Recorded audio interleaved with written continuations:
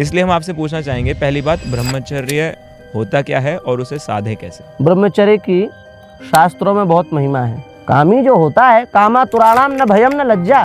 कामी व्यक्ति में दो बातें आप देखेंगे, ना उनको भय होता ना उनको लज्जा होती है। एक चरित्र का पतन और एक लक्ष्य का ना होना।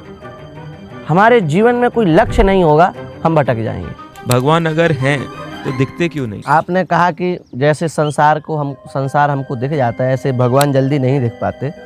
हम आपसे कहते हैं कि हम संसार के लिए जितना देखने का प्रयास करते हैं उससे 10% भी भगवान के लिए करें तो दिख जाएंगे। और दूसरी बात यह है कि भगवान को देखने के लिए दृष्टि चाहिए। जैसे बहुत छोटे जो पदार्थ होते हैं उनको देखने के लिए हमको माइक्रोस्कोप आदि का उपयोग करना पड़ता है, उससे हम छोटे छोटे परमाणुओं को देख पाते हैं।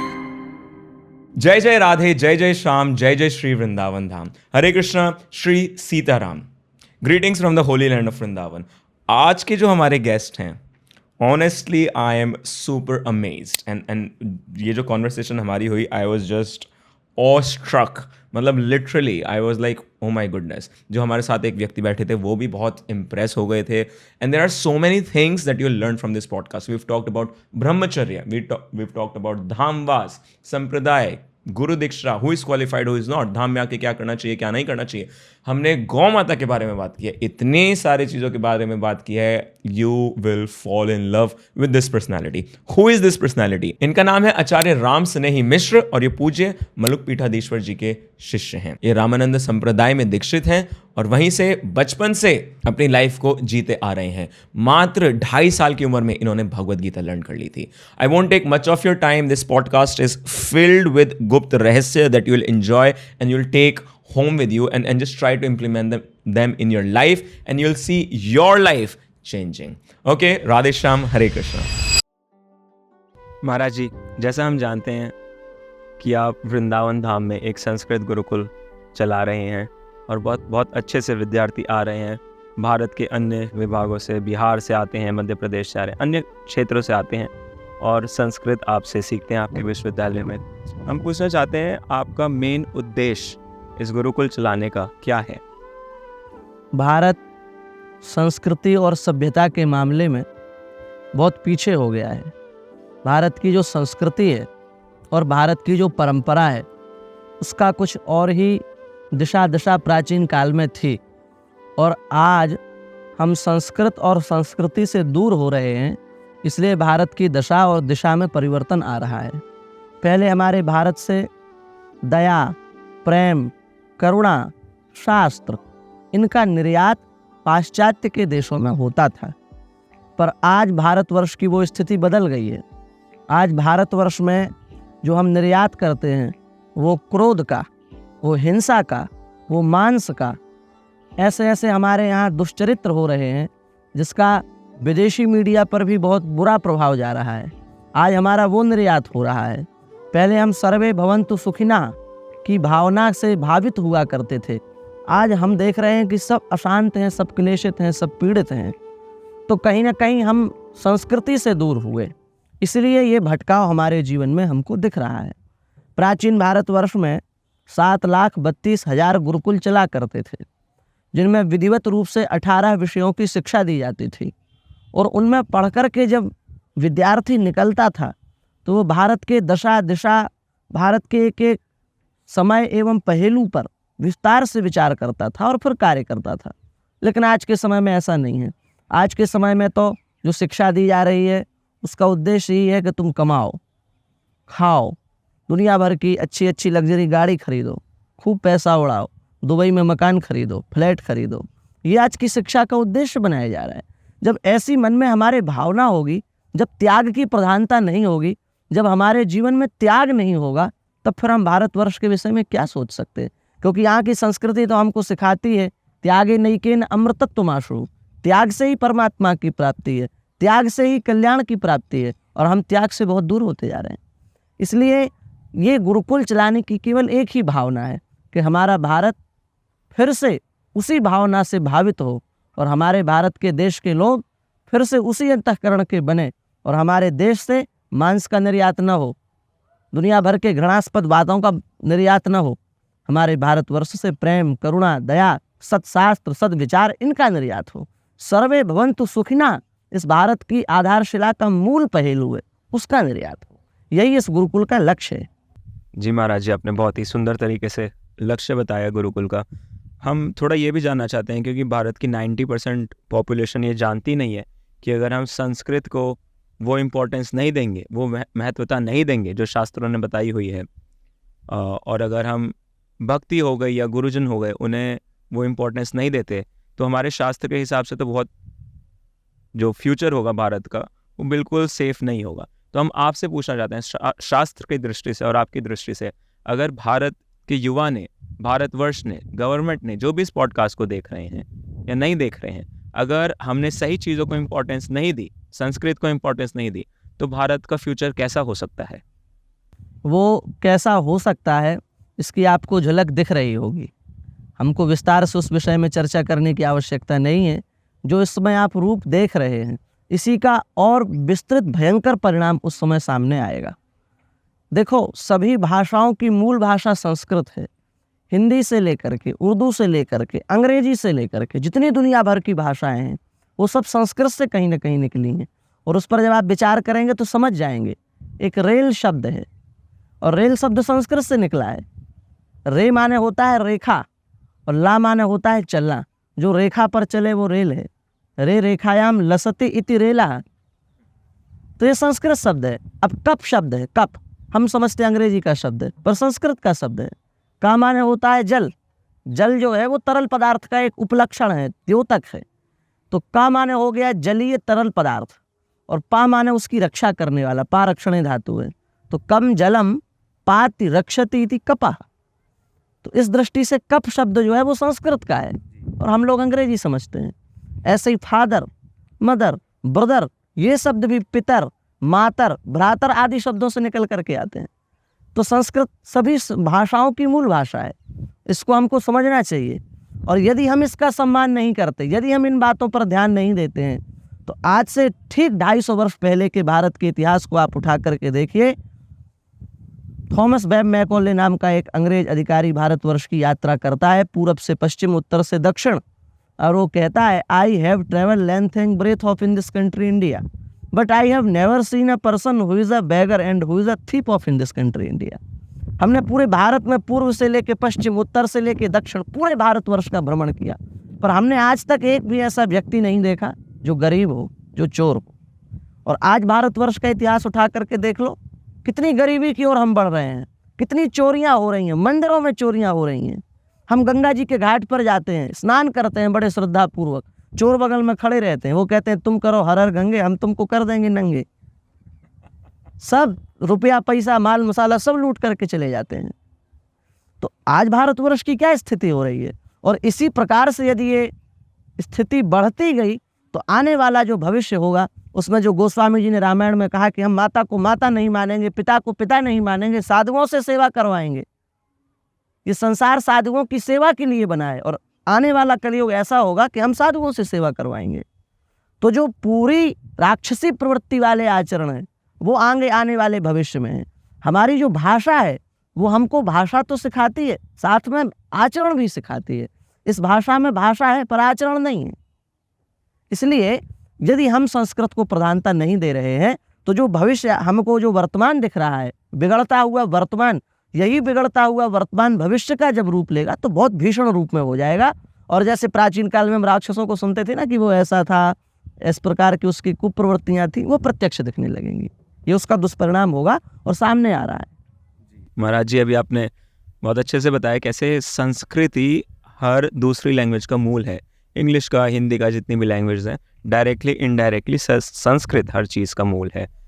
लेकिन अभी कुछ लोग नहीं जानते हैं, कुछ लोग जानते हैं। हम पूछना चाहते हैं कैसे, जो जैसे आपके विद्यार्थी हैं, संस्कृत गुरुकुलम में छात्र हैं, अगर वो संस्कृत की ही पढ़ाई करते हैं तो उनके पास क्या क्या ऑप्शन होते हैं फ्यूचर में? संस्कृत कोई एक समी मतलब संकुचित भाषा नहीं है, इसमें सभी के लिए स्थान है। संस्कृत में 18 प्रकार के विषय हैं। जो 64 कलाओं का शास्त्रों में वर्णन है वो सब संस्कृत के अंदर है। और हम लोग सोचते हैं कि संस्कृत एक पेट पालने का वो नहीं है। संस्कृत में हर वस्तु है, हर प्रकार का ज्ञान है, हम जिस तरफ जाना चाहें उस और संस्कृत से जा सकते हैं। वेदों में सब चीज़ों की जो है वो मूलता है, सब वस्तुओं का मूल जो है उस वेद को माना गया है। उस वेद में सब दशा और दिशा है। तो यदि हम संस्कृत पढ़ते हैं तो हमको अपने आप धीरे धीरे समझ में आएगा कि हम संस्कृत के किस दिशा में कार्य बहुत अच्छे से कर सकते हैं।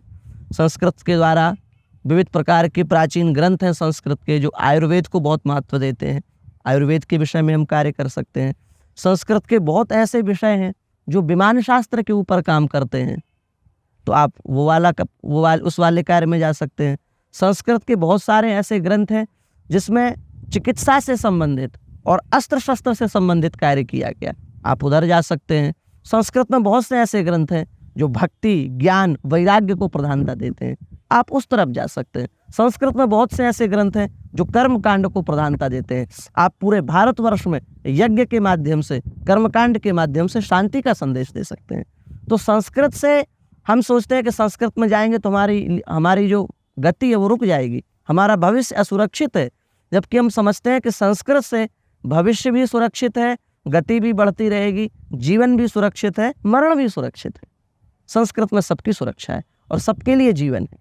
जी महाराज जी, अगर आपके माध्यम से सब लोग ये बात को समझ जाएं तो आई एम श्योर सब भारत का फ्यूचर बहुत उज्जवल रहेगा।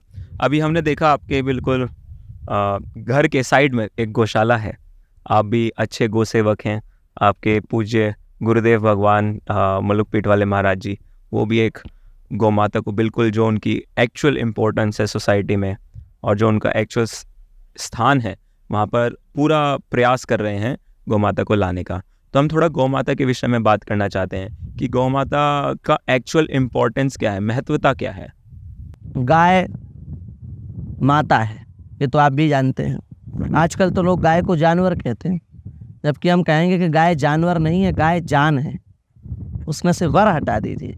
गाय भारतवर्ष की जान है, भारतवर्ष का प्राण है। जब अंग्रेज इस भारतवर्ष में आए तो उन्होंने दो चीज़ों पर बहुत विशेष प्रहार किया, एक शिक्षा पर, एक कृषि पर।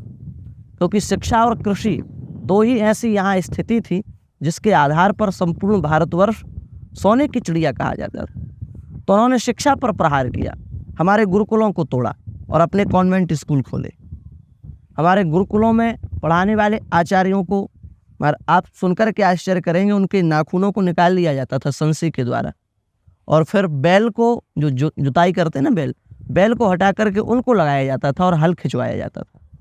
तो इस प्रकार से गुरुकुलों पर उन्होंने बहुत कुठाराघात किया और ठीक उसी प्रकार कृषि व्यवस्था पर कुठाराघात किया।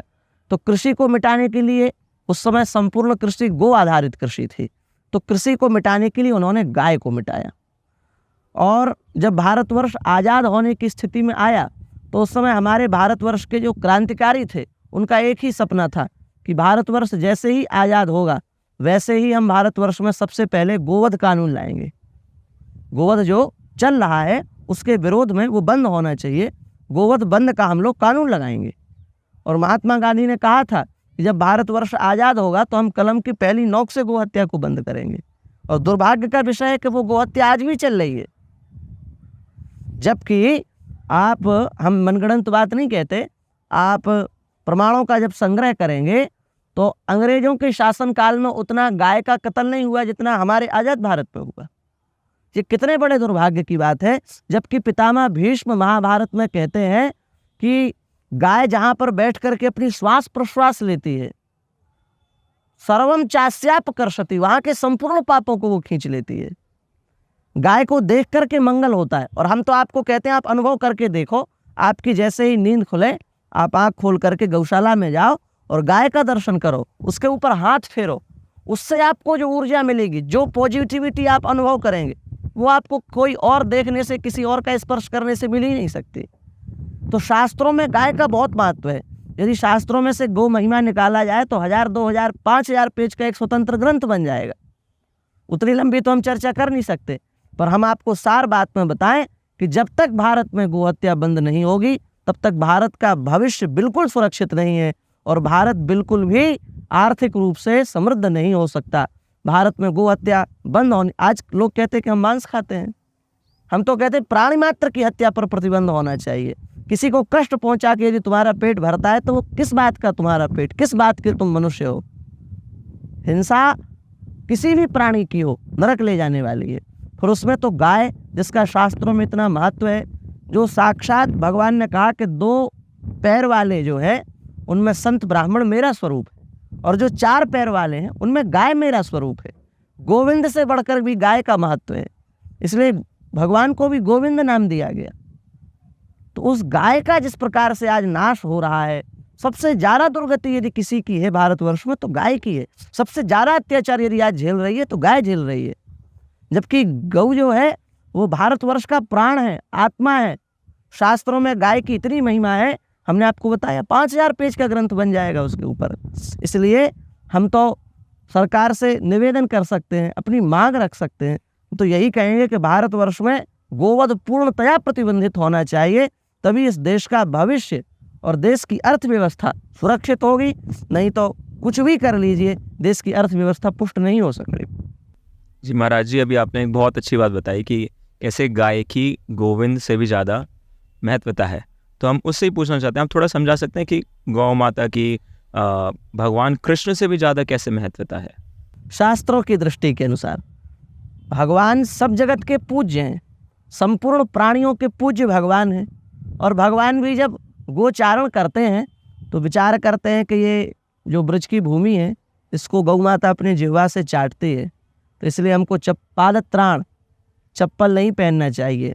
पैरों में जो कुछ भी कह लीजिए आप, खड़ाऊँ कह लीजिए, चप्पल कह लीजिए, उपाना जूती कह लीजिए, कुछ भी कह लीजिए, भगवान ने उसको धारण नहीं किया। क्यों नहीं किया? क्योंकि इस भूमि पर गाय जो है वो अपना मुख लगाती है और हम चप्पल पहन करके वहाँ घूमें, ये कहाँ तक उचित है? इस प्रकार से भगवान ने गाय के महत्व को स्पष्ट किया है। भगवान ने गो पूजन किया, भगवान ने गोचारण किया। जब सुरभि इंद्र की रक्षा करने के लिए आई उस समय भगवान ने गाय पर प्रहार नहीं किया, नहीं तो भगवान सोचते कि ये इंद्र अधर्म कर रहा है, और भगवान पारिजात ले जाना चाह रहे थे ना, और इंद्र रोक रहा था, तो इंद्र ने गौ माता को सामने ला दिया, सुरभि सामने आ गई, भगवान ने अस्त्र शस्त्र नीचे रख दी। गाय पर प्रहार नहीं कर सकते हम। इन सब प्रमाणों से सिद्ध होता है कि भगवान गौ सेवा के द्वारा, गो रक्षा के द्वारा ये संदेश देना चाहते हैं कि मेरी भी पूज्य गाय है। इसलिए पूज्य की भी पूज्य गौ माता है। हम सबके पूज्य श्री कृष्ण हैं और श्री कृष्ण की भी पूज्य गौ माता है। आज लोग वृंदावन बिहारी लाल की जय, बांके बिहारी लाल की जय, कितने जयकारा लगाते हैं भगवान के, पर उन्हीं की पूज्य जब गौ माता घर के सामने आती है तो उसको रोटी नहीं देते। तो ये कितना बड़ा दुर्भाग्य। नहीं, भारतीय संस्कृति में तो नारा रहा है कि गाय को रोटी देनी चाहिए, पहली रोटी गाय के पास जानी चाहिए, पर हम लोग गोग्रास भी आज नहीं निकाल रहे हैं। तो हम एक संदेश और देना चाहेंगे कि आप लोग रोज भगवान से गौ माता की रक्षा के निमित्त प्रार्थना करो। ये काम हम सब कर सकते हैं। तो गौ माता की रक्षा के निमित्त प्रार्थना करो और गोग्रास रोज दो, गोग्रास भी रोज दे सकते हैं, और भगवान गाय की रक्षा करें, इस संकल्प से नित्य 2 माला, 4 माला, 5 माला, जिसके पास जितना समय है वो करो। और क्रियान्वित रूप से यदि कोई गोरक्षा आंदोलन करता है तो उसमें अपनी सहभागिता दो। बहुत सुंदर महाराज जी। हम थोड़ा गाय के दूध के बारे में चर्चा करना चाहेंगे। बहुत लोग भारत में 90% पॉपुलेशन तो भैंस का दूध पीती है। वो कहती है उससे ज़्यादा बुद्धि तेज होती है, वो अब फॉर वट एवर रीज़न। तो हम पूछना चाहेंगे कि कंपैरिजन, अगर दोनों को कंपेयर करें तो क्या डिफरेंस है और कौन सा ज़्यादा पावरफुल है? हम इस पर आपको क्या कहें, आप स्वयं पी करके अनुभव करिए। एक माह आप भैंस का दूध पीजिए और एक माह आप गौ माता का दूध पीजिए। हमने प्रायः अपने जीवन भर में ऐसा प्रयास किया है कि भैंस का दूध न पिया जाए, गौ माता के दूध का ही प्रयास किया है, और भगवत कृपा से इस नियम का हमारा निर्वाह भी हुआ है। तो जो गौ माता का दूध है, दही है, घी है, वही जीवन भर उपयुक्त किया है और उसका प्रत्यक्ष प्रभाव सामने दिखा है। कोई भी श्लोक सामने आता है तो 1-2 बार देखने से कंठ हो जाता है। और ये हमारी बात नहीं है, हमारे जैसे जो भी लोग गोव्रती हैं, गाय को महत्व दे रहे हैं, उनके दूध दही घी का आश्रय ले रहे हैं, सब में इस प्रकार की विलक्षण प्रतिभा आ जाती है। एक बार में पढ़ी हुई चीज़ याद हो जाती है। सबसे बड़ी बात यह है कि फिर वो लंबे समय तक भूलती नहीं है। नहीं तो जल्दी याद कर लेना कई लोगों के बस का है, पर उतनी ही जल्दी भूल जाना ये भी हो जाता है। पर यदि हम गाय के दूध का आश्रय लें, गाय के दही का आश्रय लें, गाय के घी का आश्रय लें, तो उससे हम की हुई जो कंठस्थ विषय उसको लंबे समय तक सुरक्षित रख सकते हैं। स्वास्थ्य की दृष्टि से भी मानसिक दृष्टि से भी, विद्या की दृष्टि से भी, आयुर्वेद की दृष्टि से भी। और गाय के दूध की बात क्यों करें हम, गाय के घी, गोमूत्र, गोमूत्र का कितने रोगों पर प्रयोग हो चुका है। गोमूत्र अर्क ने तो कोरोना के समय में अमृत के जैसा कार्य किया। जिन जिन ने गोमूत्र अर्क का आश्रय लिया उसको कोरोना का कोई प्रभाव नहीं हुआ, कोरोना से वे बिल्कुल संक्रमित नहीं हुए। तो गाय के दूध नहीं, गाय के दूध में, गाय के दही में, उससे निकले प्रकट होने वाले घी में और भी गोमूत्र में, गोबर में ऐसी शक्तियां हैं जिनसे हजारों लाखों की संख्या में विषाणुओं का नाश, पोषक तत्व की प्राप्ति, बुद्धिवर्धन आदि अनेक कार्य संपन्न हो जाते हैं, जो कि आप जो जर्सी गाय होती है उसमें ये सब नहीं होगा। इसलिए आज विदेशों में भी भारतीय नस्ल की गाय की मांग हो रही है।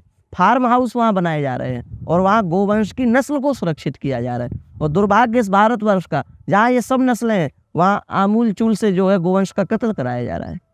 तो इसलिए उसको तो अनुभव करके आप देख सकते हैं, गाय के दुग्ध की क्या महिमा है, उसके दही की क्या महिमा, उसके घृत की क्या महिमा, वो सब आप अनुभव करके देख सकते हैं। अनुभव का विषय। बहुत सुंदर महाराज जी। महाराज जी, हम जानना चाहते हैं, जैसे अब कलयुग बहुत तेज़ी से बढ़ रहा है, सही चीज़ पाना बहुत ज़्यादा नामुमकिन हो गया है। एक सही का गुरु चयन करना भी, वो भी बहुत गंभीर विषय है और वो सही से लोग नहीं कर पाते हैं, बहुत जगह भटक जाते हैं। तो पहले क्योंकि, और साधु संग भी इतनी जगह साधु संग हो रहे हैं कि एक इंसान जो अच्छे से थोड़ा श्रवण नहीं करता रहा है बचपन से, वो भी भटक सकता है। तो हम पूछना चाहते हैं कि एक सही गुरु का चयन कैसे किया जाए। सही बात तो ये है, यथार्थ में देखा जाए, अब हम किस तात्पर्य से कह रहे हैं वो लोग समझें। हम गुरु का क्या चयन करेंगे, गुरु ही हमारा चयन करते हैं। शिष्य में गुरु को चयन करने की क्षमता नहीं है, गुरु ही शिष्य का चयन करते हैं। लेकिन आज के बिगड़ते हुए वातावरण में, क्योंकि कई लोग गुरु का वेश बना करके बैठ जाते हैं और उनका जब चरित्र सामने आता है उससे समाज पर एक ऐसा प्रभाव पड़ता है कि जितने साधु संत हैं सब में हमारी अश्रद्धा हो जाती है। लेकिन सच्ची बात यह है, असली का ही नकली होता है। यदि नकली हमको मिल रहे हैं तो कहीं ना कहीं उसका असली भी है। जैसे स्वर्ण जो है वो असली है, और स्वर्ण के नाम पे कितने प्रकार का पानी चढ़ा करके दे दिया जाता है कि ये सोने का है, लोग पहन करके डोलते हैं और फिर पता चलता है वो तो सोना। तो कहीं ना कहीं सोना असली है ना, तभी तो उसके नाम पे नकली चीज़ बनाई गई। तो उसी प्रकार से यदि हमको ऐसे समाज में कुछ उदाहरण मिल जाते हैं तो हमको साधु मात्र से श्रद्धा नहीं करनी चाहिए, क्योंकि कहीं ना कहीं असली भी है। फिर हम अश्रद्धा करते हैं तो उसके प्रति हमारा दोष हो रहा है। रही चयन की बात, तो उसमें एक ही उपाय है कि देखो, कई बार साधु संत ऐसा व्यवहार करते हैं अपने आप के भजन को सुरक्षित रखने के लिए कि आपको लगेगा कि ये तो संत है ही नहीं, तो उस दृष्टि से चयन नहीं कर सकते आप। और कई बार हम यदि ये दृष्टि रखें कि अरे ये तो हमें दिखाने के लिए नाटक कर रहे हैं, तो कई बार वो वास्तव में पाखंडी भी हो जाता है। इस प्रकार से कोई लक्षण नहीं है कि इससे आप चयन कर सकें। हाँ, एक बात बड़े शास्त्रों में भी और संतों के मुख से बार बार सुनी है कि जिनके चरणों में बैठने से हमारा भगवान के प्रति राग हो, संसार से वैराग्य हो, नाम में रुचि जगे, धाम में रुचि जगे, संतों के प्रति भाव जगे, वृंदावन के प्रति भाव जगे, गुरुजनों के प्रति भाव जगे, वही वास्तविक संत है। और जिनके संग से हमारे मन में नाम के प्रति अश्रद्धा हो, धाम के प्रति अश्रद्धा हो, हमारे आचरणों में शिथिलता हो, समझ लो कि अभी बात बनी नहीं, अभी हम सच्ची जगह पहुंचे नहीं। और हम आपसे एक निवेदन करें, जब हृदय में सच्चाई हमारे होती है, हम वास्तव में खोज करना चाहते हैं सदगुरु की, भगवान प्रेरणा कर देते हैं जी। इस प्रकार से हम अपने जीवन में संत का चयन कर सकते हैं। बहुत सुंदर महाराज। जैसे शिव जी मानस जी में कहते हैं, उमा कहूँ मैं अनुभव अपना, सत हरि भजन जगत सब सपना। इसका हम चाहते हैं आप थोड़ा एक्सप्लेन कीजिए कि वो कहना क्या चाह रहे हैं। ये जगत एक सपना है और रियलिटी कुछ और है, मतलब वो कहना, शिव जी क्या कहना चाहते हैं कि संसार के प्रति की जाने वाली आसक्ति बंधन का कारण है। सपना का तात्पर्य है कि स्वप्न में देखे जाने वाले पदार्थ जो है वो जब तक हमारे स्वप्न में आते हैं तभी तक हमको सत्य लगते हैं, और जैसे ही हमारा स्वप्न टूटा तो वो फिर सब चीज़ें, हम कहीं और हैं और कुछ और ही स्थिति है। जो स्वप्न में देखा वो एक प्रकार से सब क्या था, मिथ्या था, हमारी एक भ्रांति थी, एक मन की मानी हुई चीज़ थी। उसी प्रकार से शंकर जी समझाना चाह रहे हैं कि आप इस संसार में रहो, पर इस प्रकार से रहो कि ये जो कुछ हमको दिख रहा है इसमें से एक रत्ती भी हमारे साथ जाने वाला नहीं। आप समझ पा रहे हैं ना? इसलिए इसमें आसक्ति हमको नहीं लगानी। राम, यही बात राम जी वहां कह रहे हैं वाल्मीकि रामायण में, संयोगा विप्रयोगांतः मरणांतम च जीवनम। जीवन है तो मृत्यु है। समुद्र का एक तट है तो निश्चित है दूसरा तट है। इस तट को देखने से ये बिल्कुल आप पक्का कर सकते हैं कि दूसरा तट है। उसी प्रकार से आपको जीवन मिला है तो निश्चय कर लो कि मृत्यु है। आप किसी से मिले हैं तो उसी दिन निश्चय कर लो कि इससे हमको कभी दूर होना पड़ेगा। तो जब मिलेंगे तब आपको ज़्यादा प्रसन्नता नहीं होगी, और जब आप दूर जाएंगे तब आपको ज़्यादा दुख नहीं होगा। इसी को कहते हैं सम की स्थिति। और समत्वम योग उच्यते, गीता में भगवान कह रहे हैं जो सम है वही सर्वोत्कृष्ट योगी है। सुख दुख, हानि लाभ, जीवन मरण, यश अपयश, सब में समान भाव से जो रहता है वही सच्चा योगी है। भगवान शिव योगी बनने का सूत्र दे रहे हैं, सत हरि भजन। भजन ही एकमात्र सत्य है। इसलिए भजन का आश्रय लो और जगत सब सपना जो संसार का आश्रय ले रखा है उसको छोड़ो। संसार को दिमाग की दृष्टि से देखो, भगवान से हृदय लगाओ। हम लोग भगवान में दिमाग लगाते हैं, संसार से दिल लगाते हैं, इसलिए हमको ठोकर मिलती, इसलिए हम बार बार गिरते हैं। भगवान से अपने हृदय को जोड़ें, मन को जोड़ें, अंतःकरण को जोड़ें, और संसार में हम दिमाग से रहें। क्या दिमाग रखना है कि ये जो कुछ दिख रहा है हमको ये सब एक भ्रम है। और दूसरी दृष्टि, यदि हम इस संपूर्ण संसार को भगवान का रूप समझ लें तो भी हमारी बात बन जाएगी। हम इस संपूर्ण संसार को भ्रम रूप में ना देखें, हम ये समझें कि इस संपूर्ण संसार में हमको जो कुछ दिख रहा है ये सब हमारे प्रभु के विविध रूप हैं और हम प्रभु के सेवक हैं। तो हमको जो कुछ दिख रहा है, जिस जिस रूप में प्रभु आ रहे हैं उनकी उस भाव से सेवा करनी है। यही है हम वैष्णवों का सिद्धांत, और वो एक दृष्टि से भगवान शंकराचार्य का सिद्धांत है। दोनों का लक्ष्य यही है कि हमको भगवान तक पहुंचना है। महाराज जी, जैसे अभी आपने बताया कि भजन के बिना कुछ भी संभव नहीं है और अल्टीमेटली नथिंग मैटर्स अगर भजन इंसान नहीं करता है, तो हम पूछना चाहते हैं वास्तविकता में भजन होता क्या है? भजन का तात्पर्य ये नहीं है कि 1 घंटे के लिए माला लेकर के बैठ गए तो कहा भजन। भजन का तात्पर्य है कि हमें अखंड भगवत स्मृति बनी रहे, और उस अखंड भगवत स्मृति के लिए ही ये 1 घंटा, फिर 2 घंटा, फिर 3 घंटा इस प्रकार से नाम जप किया जाता है। हम लोग क्या है कि इसी नियम को शिथिल करते जाते हैं। जब शुरू में श्रद्धा ज़्यादा होती तो 1 घंटा करते हैं।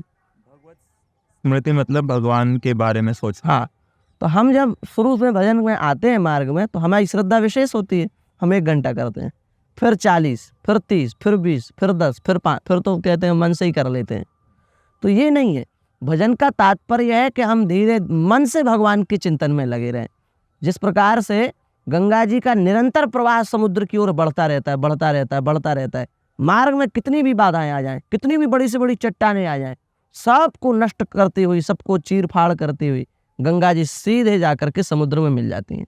गंगा सागर में आप जाकर के कभी देखना, वहाँ ये भी समझ में नहीं आता कि कौन गंगा है कौन सागर है। इतनी विशालता गंगा जी में आ जाती है। बस ठीक इसी प्रकार से हमारा जो जीवन है ये हम भजन से प्रारंभ करें, भगवान की स्मृति से प्रारंभ करें। 10 मिनट, 20 मिनट, 30 मिनट इस प्रकार से प्रारंभ करें, और इस प्रकार की हमारी स्थिति बन जाए मन की कि धीरे धीरे धीरे धीरे करते 24 घंटे में 1 निमिष ऐसा नहीं जिसमें हमें भगवत स्मृति ना हो। जिस दिन ये स्थिति आ जाए उसी दिन समझ जाना कि अब हम सच्चा भजन कर रहे हैं। रोम रोम जब रग रग बोले तब कछु स्वाद नाम को पावे। चोखा मेला जी की घटना सुनी? घर के नीचे उनका शरीर दब गया और कई लोग मर गए उसमें, और इस प्रकार से वो भयंकर भीषण वो कांड हुआ कि उसमें ये भी समझ में नहीं आ रहा था कि किसका कौन चेहरा है। सब नष्ट भ्रष्ट हो गए, केवल हड्डियां शेष थी। तो पता कैसे किया जाए कि चोखा मेला जी की ये हड्डियां हैं? तो वहाँ के लोगों ने कहा कि उनकी हड्डी को कान में लगाइए, उससे विट्ठल विट्ठल की ध्वनि आएगी। इस प्रकार से जब हमारे शरीर की स्थिति बन जाए तब समझना कि अभी हम भजन में आ गए हैं। रोम रोम जब रग रग बोले, हमारे रोम रोम से, रग रग से भगवान का नाम निकले, तब आचार करें, तब कछु स्वाद नाम को पावे। तब समझना चाहिए कि कुछ रस मिला है। और हम लोग 10-20 मिनट कर लेते हैं तो ऐसा समझते हैं कि हमने भगवान पर बहुत बड़ा ऋण कर दिया, अब भगवान को हमारी सब मनोकामनाएं पूर्ण कर देना चाहिए। तो ये भजन नहीं है, ये तो व्यापार हो गया कि हम आपको भजन कर रहे हैं, आप हमको ये दे दो, हम आपको ये दे रहे हैं, आप हमको। फिर ये व्यापार आ गया। इसमें भगवान की प्राप्ति नहीं होती, भगवान की प्रसन्नता प्राप्त नहीं होती। भगवान की प्रसन्नता को प्राप्त करना है तो निष्काम भाव से अखंड भगवत चिंतन में लगे रहना, यही भजन का सर्वोत्कृष्ट लक्षण है। हमने एक बार किसी संत के मुख से सुना था कि भगवान की जो नित्य लीला चलती है, भगवान उसमें ही इतने मस्त मगन रहते हैं श्याम सुंदर राधा रानी के बारे में सोचते हैं, राधा रानी श्याम सुंदर के बारे में सोचते हैं, कि उन्हें वास्तविकता में कोई फ़र्क नहीं पड़ता कि संसार में क्या चल रहा है, हम क्या कर रहे हैं, कैसे कर रहे हैं। तो ये सुनने में तो थोड़ा हार्श लगता है कि ये कैसे भगवान है, उन्हें हमारी चिंता नहीं है, फ़िक्र नहीं है। तो इसके बारे में हम थोड़ा आपसे जानना चाहेंगे कि भगवान हमारी चिंता करते हैं या नहीं करते हैं? जिस प्रकार से माता संसार के सभी कार्यों को करती है, पर वह अपने बच्चे का चिंतन निरंतर रखती है, और इतना गंभीर चिंतन रखती है कि बच्चे के मन में क्या है और वो क्या सोच करके रो रहा है, इसको भी माता समझ लेती है। जबकि वो घर के सब कार्यों को करती है, पर उसका निरंतर चिंतन बालक का होता है। उसी प्रकार से हम सब बालक हैं भगवान के, और जिस प्रकार से माता अपने बालक की देखरेख करती है, उसी प्रकार से भगवान प्रतिक्षण हमारी देखरेख कर रहे हैं। सच्ची बात यह है कि हम उधर नहीं देख रहे हैं। भगवान तो हमें हमसे मिलने के लिए, हमसे बात करने के लिए व्याकुल हो रहे हैं। हमारी तरफ वो आ रहे हैं, हमारी ओर वो आ रहे हैं। दुर्भाग्य हमारा है कि हम भगवान की ओर नहीं बढ़ रहे हैं, हम भगवान की ओर नहीं देख रहे हैं। वो जो बात है कि हमारी ओर सोचते हैं कि नहीं, वो निवृत्त निकुंज की लीलाओं के विषय में, पर सच्ची बात यह है कि प्रतिक्षण भगवान हमें देख रहे हैं, प्रतिक्षण भगवान हमको अपनी ओर बुलाना चाह रहे हैं। बार बार हम आपको एक अनुभव की बात कहें, आप संसार के बारे में सोच रहे हैं और आपको अचानक से मन में आया वृंदावन, आपको अचानक से मन में आया नाम जप करना है, राधेश्याम राधेश्याम, सीताराम सीताराम। तो जब आपने प्रयास नहीं किया तो आपके मुख से नाम कैसे निकला? जब आपने प्रयास नहीं किया तो आपको वृंदावन की याद कैसे आई? क्योंकि आप सोच तो कुछ और रहे थे। इसका क्या तात्पर्य? भगवान ने आपको याद किया, इसका एक प्रत्यक्ष प्रमाण है। आपने कोई प्रयास नहीं किया, आपने कुछ सोचा नहीं उस विषय में, आपको अचानक आए नाम राधेश्याम राधेश्याम, वृंदावन, कैसे हैं बिहारी जी, कैसे राधा वल्लभ जी, कैसे राधा रमण जी। उस समय ये अनुभव करना चाहिए, आनंदित होना चाहिए, मुझको भगवान ने याद कर लिया।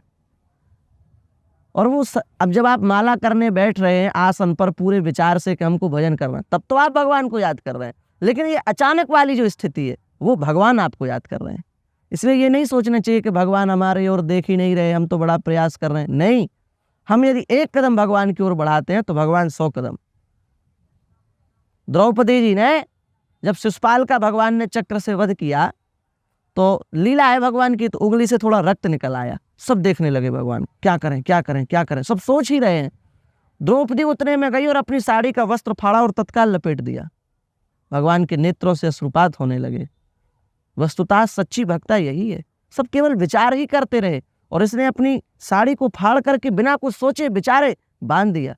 हम तुम्हारे सदा सर्वदा के लिए ऋणी हो गए द्रौपदी। और भगवान ने थोड़े से जो चीर था, साड़ी का जो थोड़ा सा चीर था, उसके बदले पूरी साड़ी, दुशासन की भुजा थकित भई घट्यो न 10 गज चीर। बहुत देर तक प्रयास करता रहा, लेकिन सफल नहीं हुआ साड़ी उतारने में। इस प्रकार से भगवान भक्त के ऋणी हो जाते हैं, इस प्रकार से भगवान भक्त को देते हैं, इस प्रकार भक्त का भगवान चिंतन करते हैं। जब द्रौपदी ने पुकार लगाई तो भगवान क्रोधित हो गए। रुक्मिणी जी के पास भगवान बैठे थे, क्रोधित हो गए। रुक्मिणी जी ने कहा, आप इतने क्रोधित कभी नहीं देखा। बोले, हम पूरे ब्रह्मांड का आज नाश कर देंगे। जिस ब्रह्मांड में द्रौपदी का अपमान हुआ, उस पूरे ब्रह्मांड का मैं नाश कर दूंगा। रुक्मिणी ने चरण पकड़े, भगवान ये आप क्या कह रहे हैं? उस ब्रह्मांड में आपके भक्त भी तो रहते हैं, तो मैं इस पूरे मृत्युलोक का नाश कर दूंगा। तो उस मृत्युलोक में भी तो आपके भक्त रहते हैं, तो मैं फिर पूरे हस्तिनापुर का नाश कर दूंगा। तो उस हस्तिनापुर में भी तो आपके भक्त विदुर जी रहते हैं, तो मैं पूरी उस सभा का नाश कर दूंगा। क्या भगवान उस सभा में पांडव नहीं बैठे हैं? तो भगवान तत्काल वस्त्रावतार लेकर के आए और द्रौपदी की रक्षा की। हम कैसे कह सकते कि भगवान हमारा चिंतन नहीं करते? जिमी बालक राखे महतारी, इस प्रकार से माता बालक की प्रतिक्षण याद करती है, प्रतिक्षण उसका चिंतन करती है, प्रतिक्षण वो संसार के सभी कार्यों को करते हुए अपने बच्चे के बारे में ही सोचती है। कछुआ तो, कच्छपी जो होती है, वो बच्चे देने के बाद में दूध नहीं पिलाती, केवल अपने चिंतन से अपने बच्चों को बड़ा कर देती है। वैसे ही भगवान कहीं भी रहें, कैसे भी रहें, किसी भी लीला में रहें, पर हम उनकी दृष्टि में प्रतिक्षण रहते हैं। बहुत सुंदर महाराज जी। अब अभी जैसे थोड़ी देर पहले आपने बताया था, गाय के दूध की वजह से या फिर आपके ऊपर संतों की बहुत कृपा है, आप एक बार कोई चीज़ पढ़ लेते हैं तो वो आपको याद हो जाती है। हमें याद है आपने एक बार हमें ये भी बताया था, सिर्फ मात्र 2.5 साल की उम्र में आपको भगवत गीता कंठस्थ हो गई थी, जो आपने गुरुदेव भगवान मलुपीठाधीश्वर जी को सुनाई थी। तो हम पूछना चाहेंगे, आज का जो युवा है, क्योंकि ब्रह्मचर्य की सीख किसी को दी नहीं जा रही है सोसाइटी में, कहीं बताया नहीं जा रहा है, और बल्कि ब्रह्मचर्य को नष्ट करने के लिए डॉक्टर और पता नहीं अनजाने कितने लोग इंटरनेट पे तो फुली अवेलेबल हैं, ऐसी सीख दी जा रही है। इसलिए हम आपसे पूछना चाहेंगे, पहली बात, ब्रह्मचर्य होता क्या है और उसे साधे कैसे? ब्रह्मचर्य की शास्त्रों में बहुत महिमा है और प्राचीन इतिहास में ऐसे अनेक प्रमाण हैं जहाँ पर ब्रह्मचर्य की रक्षा का क्या प्रभाव है वो स्पष्ट देखने में आया है। अर्जुन कुछ विशेष विद्या लेने के लिए इंद्रलोक में गए और उस इंद्रलोक में अर्जुन के ब्रह्मचर्य के कारण उनके मुख पर जो तेज था, उस तेज को देख करके उर्वशी जैसी परम सुंदरी अप्सरा भी आकर्षित हो गई और उसके मन में आया कि हमको इनका संग करना चाहिए। तो अर्जुन के पास आई और उसने कहा कि मैं आपके पास काम भाव से आई हूँ, मेरी इच्छा को पूरा करिए। अर्जुन ने कहा, आप मेरी माता हैं, आपका मेरे पूर्वजों से संबंध हुआ, इसलिए आप में मैं माता का भाव देखता हूँ। उर्वशी ने कहा, अप्सरा किसी की माता नहीं होती। अर्जुन ने कहा कि किसी की हो या ना हो, पर मेरी दृष्टि में आप माता है। उर्वशी ने कहा, इस समय मैं कामांध हूँ, मेरी इच्छा को पूरी करो, अन्यथा मैं श्राप दे दूंगी। कामी जो होता है, कामा तुराणाम न भयम न लज्जा, कामी व्यक्ति में दो बातें आप देखेंगे, ना उनको भय होता ना उनको लज्जा होती है। किसी भी प्रकार का तो उनको डर नहीं होता और किसी भी प्रकार की उनको लज्जा की अंतिम सीमा को भी वो पार कर देते हैं। इसलिए मैं तुम्हें श्राप भी दे सकती हूँ। अर्जुन ने कहा, श्राप स्वीकार है, पर हम अपने आचरण के साथ खिलवाड़ नहीं कर सकते। और अंत में उर्वशी ने श्राप दिया, अर्जुन ने श्राप को स्वीकार किया, लेकिन अपने ब्रह्मचर्य पर प्रभाव आने नहीं दिया। पितामह भीष्म ने अपने युवावस्था में प्रतिज्ञा की कि मैं जीवन भर अंतिम श्वास तक ब्रह्मचर्य का पालन करूंगा, और उसका प्रताप आप देखिए। अब चाहे उसको भक्ति का प्रभाव कह लें, चाहे उनके ब्रह्मचर्य का, पर उसका प्रभाव देखिए कि उनको इच्छा मृत्यु का वरदान प्राप्त हुआ और उनकी मृत्यु के अंतिम क्षण में श्री कृष्ण उनके सन्मुख थे। कैसा अद्भुत ब्रह्मचर्य का प्रभाव! हमारे देश में चरित्र को कितनी प्रधानता दी गई। हमारे देश में शुरू से यह सिखाया जाता रहा, धन गया तो कुछ नहीं गया, दोबारा आ जाएगा। मान प्रतिष्ठा गया तो भी कुछ नहीं गया, दोबारा मिल जाएगी। पर चरित्र गया तो सब कुछ गया। संकल्प शक्ति जिस शरीर से समाप्त हो जाती है, वो शरीर मरे हुए के समान है, और ब्रह्मचर्य जो क्षीण करता है उसकी संकल्प शक्ति समाप्त हो जाती है। वो यदि 1 माह का भी कोई नियम ले तो वो स्थिर नहीं रह सकता, उसमें कायम नहीं रह सकता, पलट जाएगा, बदल जाएगा, चाहते हुए भी उसको पूरा नहीं कर पाएगा। ये क्या है? ये उसके नाश का कारण है। और आप अनुभव करके देखिए, आप 6 माह ब्रह्मचर्य का ह्रास करिए, डॉक्टर आपको सलाह देते ना ऐसे कि इस प्रकार से। आजकल तो प्रलोभन में कुछ भी हो रहा है, लोगों को बरगलाया जा रहा है, पीछे से पैसा मिलता, कंपनियां पैसा देती हैं, लोग कुछ भी बोल देते हैं। पर संत और धर्म पैसे में बिकता नहीं है, और यदि बिकता है तो वहाँ असलियत होती नहीं है। इसलिए हम तो आपको गलत शिक्षा दे नहीं सकते। हम तो आपसे निवेदन करेंगे कि पहले ब्रह्मचर्य ह्रास करके देखिए और फिर ब्रह्मचर्य की ऊर्जा का संचय करके देखिए। आज जिन्होंने ब्रह्मचर्य का नाश किया, वो जब गृहस्थाश्रम में जाते हैं तो उनकी क्या स्थिति, क्या दुर्गति होती है।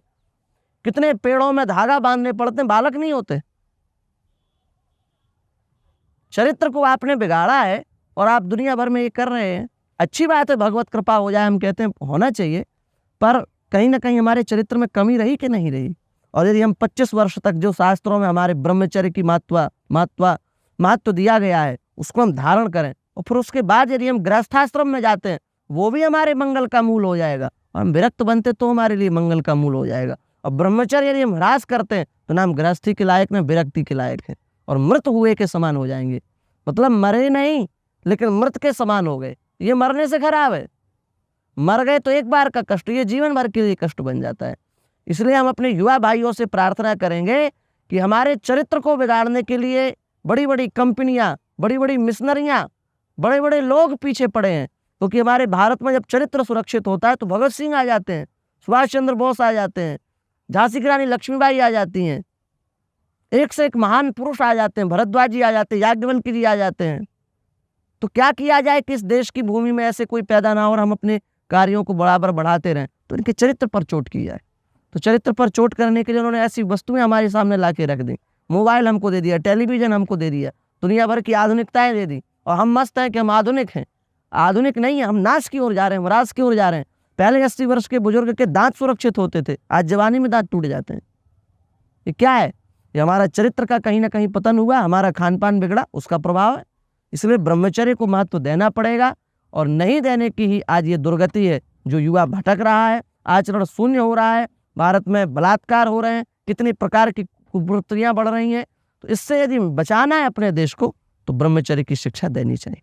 बहुत सुंदर महाराज जी। अब पहले तो हम आपको बहुत बहुत धन्यवाद देना चाहेंगे, और आज के लिए ये आखिरी प्रश्न होगा। हम फिर से आपसे इतनी सारी रहस्य की बातें हैं जो करना चाहते हैं, और आपके पास तो पूरा सिद्धांत भरा हुआ है, वो हम चाहते हैं इस पॉडकास्ट के माध्यम से पूरे भारत के युवा और पूरी भारतवर्ष तक पहुँचे। जो भी थोड़ा बहुत महाराज जी से सीख सकता है, हम विनती करेंगे, इतना सीखने को मिलेगा महाराज जी के द्वारा। आप वृंदावन भी आएँ तो महाराज जी के दर्शन कीजिए, इनके संस्कृत गुरुकुल आइए और देखिए कि छात्र कैसे ही बचपन में आते हैं, वेदों को सीखते हैं, भारत की संस्कृति को सीख रहे हैं। तो हमारा आखिरी प्रश्न यही है, जैसे अभी भारत का जो 50-60% युवा है जो पढ़ रहा है या जॉब भी कर रहा है, कभी कभी फ़ोन चलाता है तो फ़ोन ही चलाते रह जाते हैं, सो रहे हैं तो सोते ही रह जाते हैं, खाते हैं तो कोई दिनचर्या नहीं है, बहुत मायूसी छाई हुई है, चेहरे पर तेज नहीं है।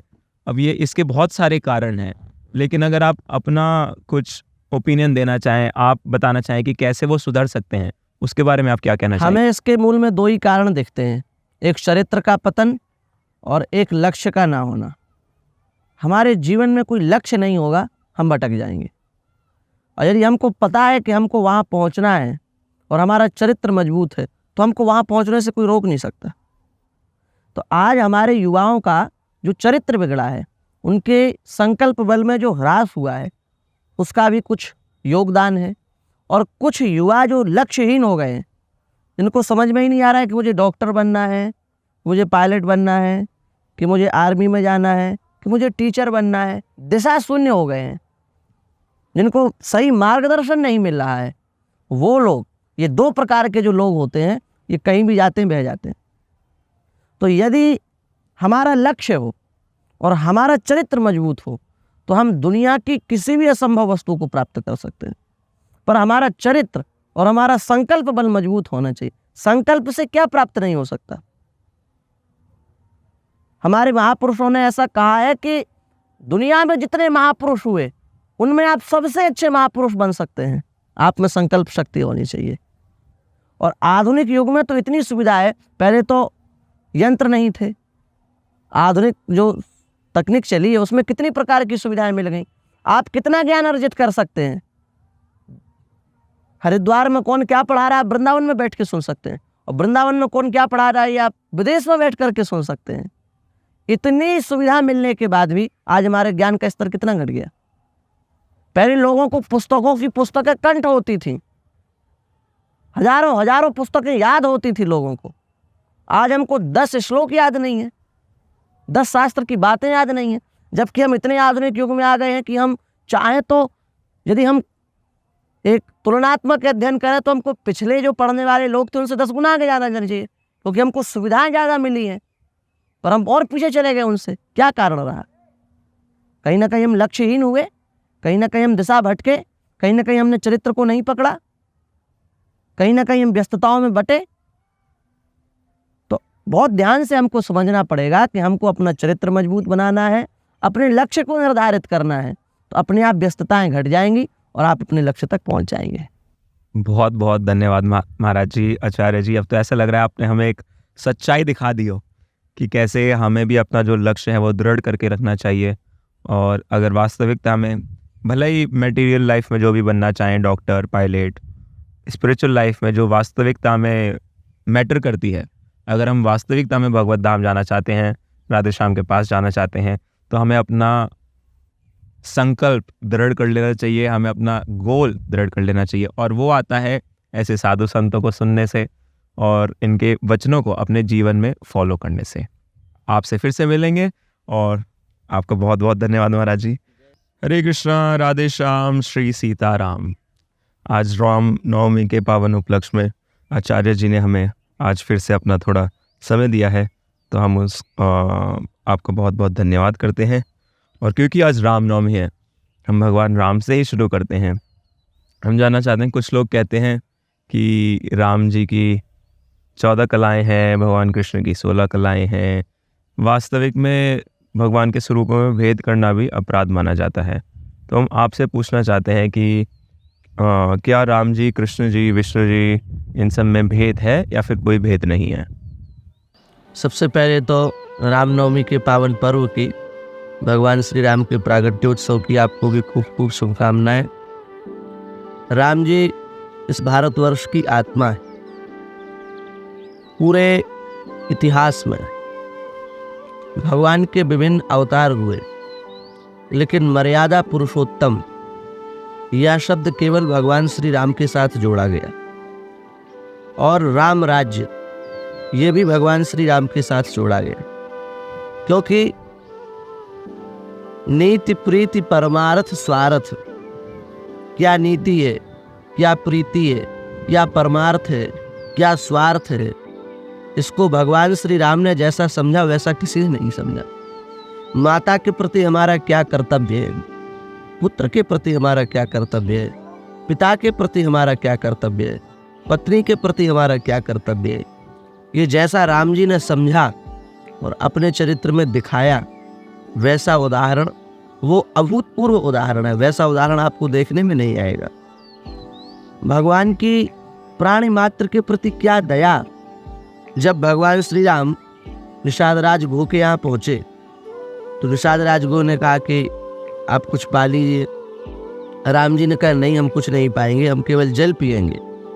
और यदि तुम्हें मेरे प्रति श्रद्धा है, तुम्हारा मेरे प्रति भाव है, तो जो तुम मुझे खिलाना चाहते हो तो मेरी परवाह छोड़ो और मेरे ये जो घोड़े इनको खिला दो, मैं उतना ही प्रसन्न हो जाऊंगा। तो प्राणी मात्र के प्रति राम जी के हृदय में कितनी भावना है। वे घोड़े को भी एक सामान्य दृष्टि से नहीं देखते, वे घोड़े में भी वही विशेष भाव देखते हैं कि इसमें जीवात्मा, और इसको भी उसी प्रकार से भूख लगती है, प्यास लगती है, जैसा मैं अनुभव करता हूँ। तो इस प्रकार से राम जी सर्वव्यापक, मर्यादा पुरुषोत्तम, राम राज्य के आदर्शभूत अभूतपूर्व एक उदाहरण है। रही छोटे बड़े की भेद, तो भगवान ही है। ऐश्वर्यस्य समग्रस्य धर्मस्य यशस्श्रिया ज्ञान वैराग्ययोश्चैव शरणाम भग इति ऋणा। ये 6 बातें जिसमें होती हैं उसको भगवान कहा जाता है। तो वही भगवान श्री कृष्ण में भी है, इसलिए वो भी पूर्ण पुरुषोत्तम है। वही बातें श्री राम जी में भी है, इसलिए राम जी भी पूर्ण परमात्मा है। यही बात श्री सुखदेव जी ने भी कही, एते चांस कला पुरुष कृष्णस्तु भगवान स्वयं।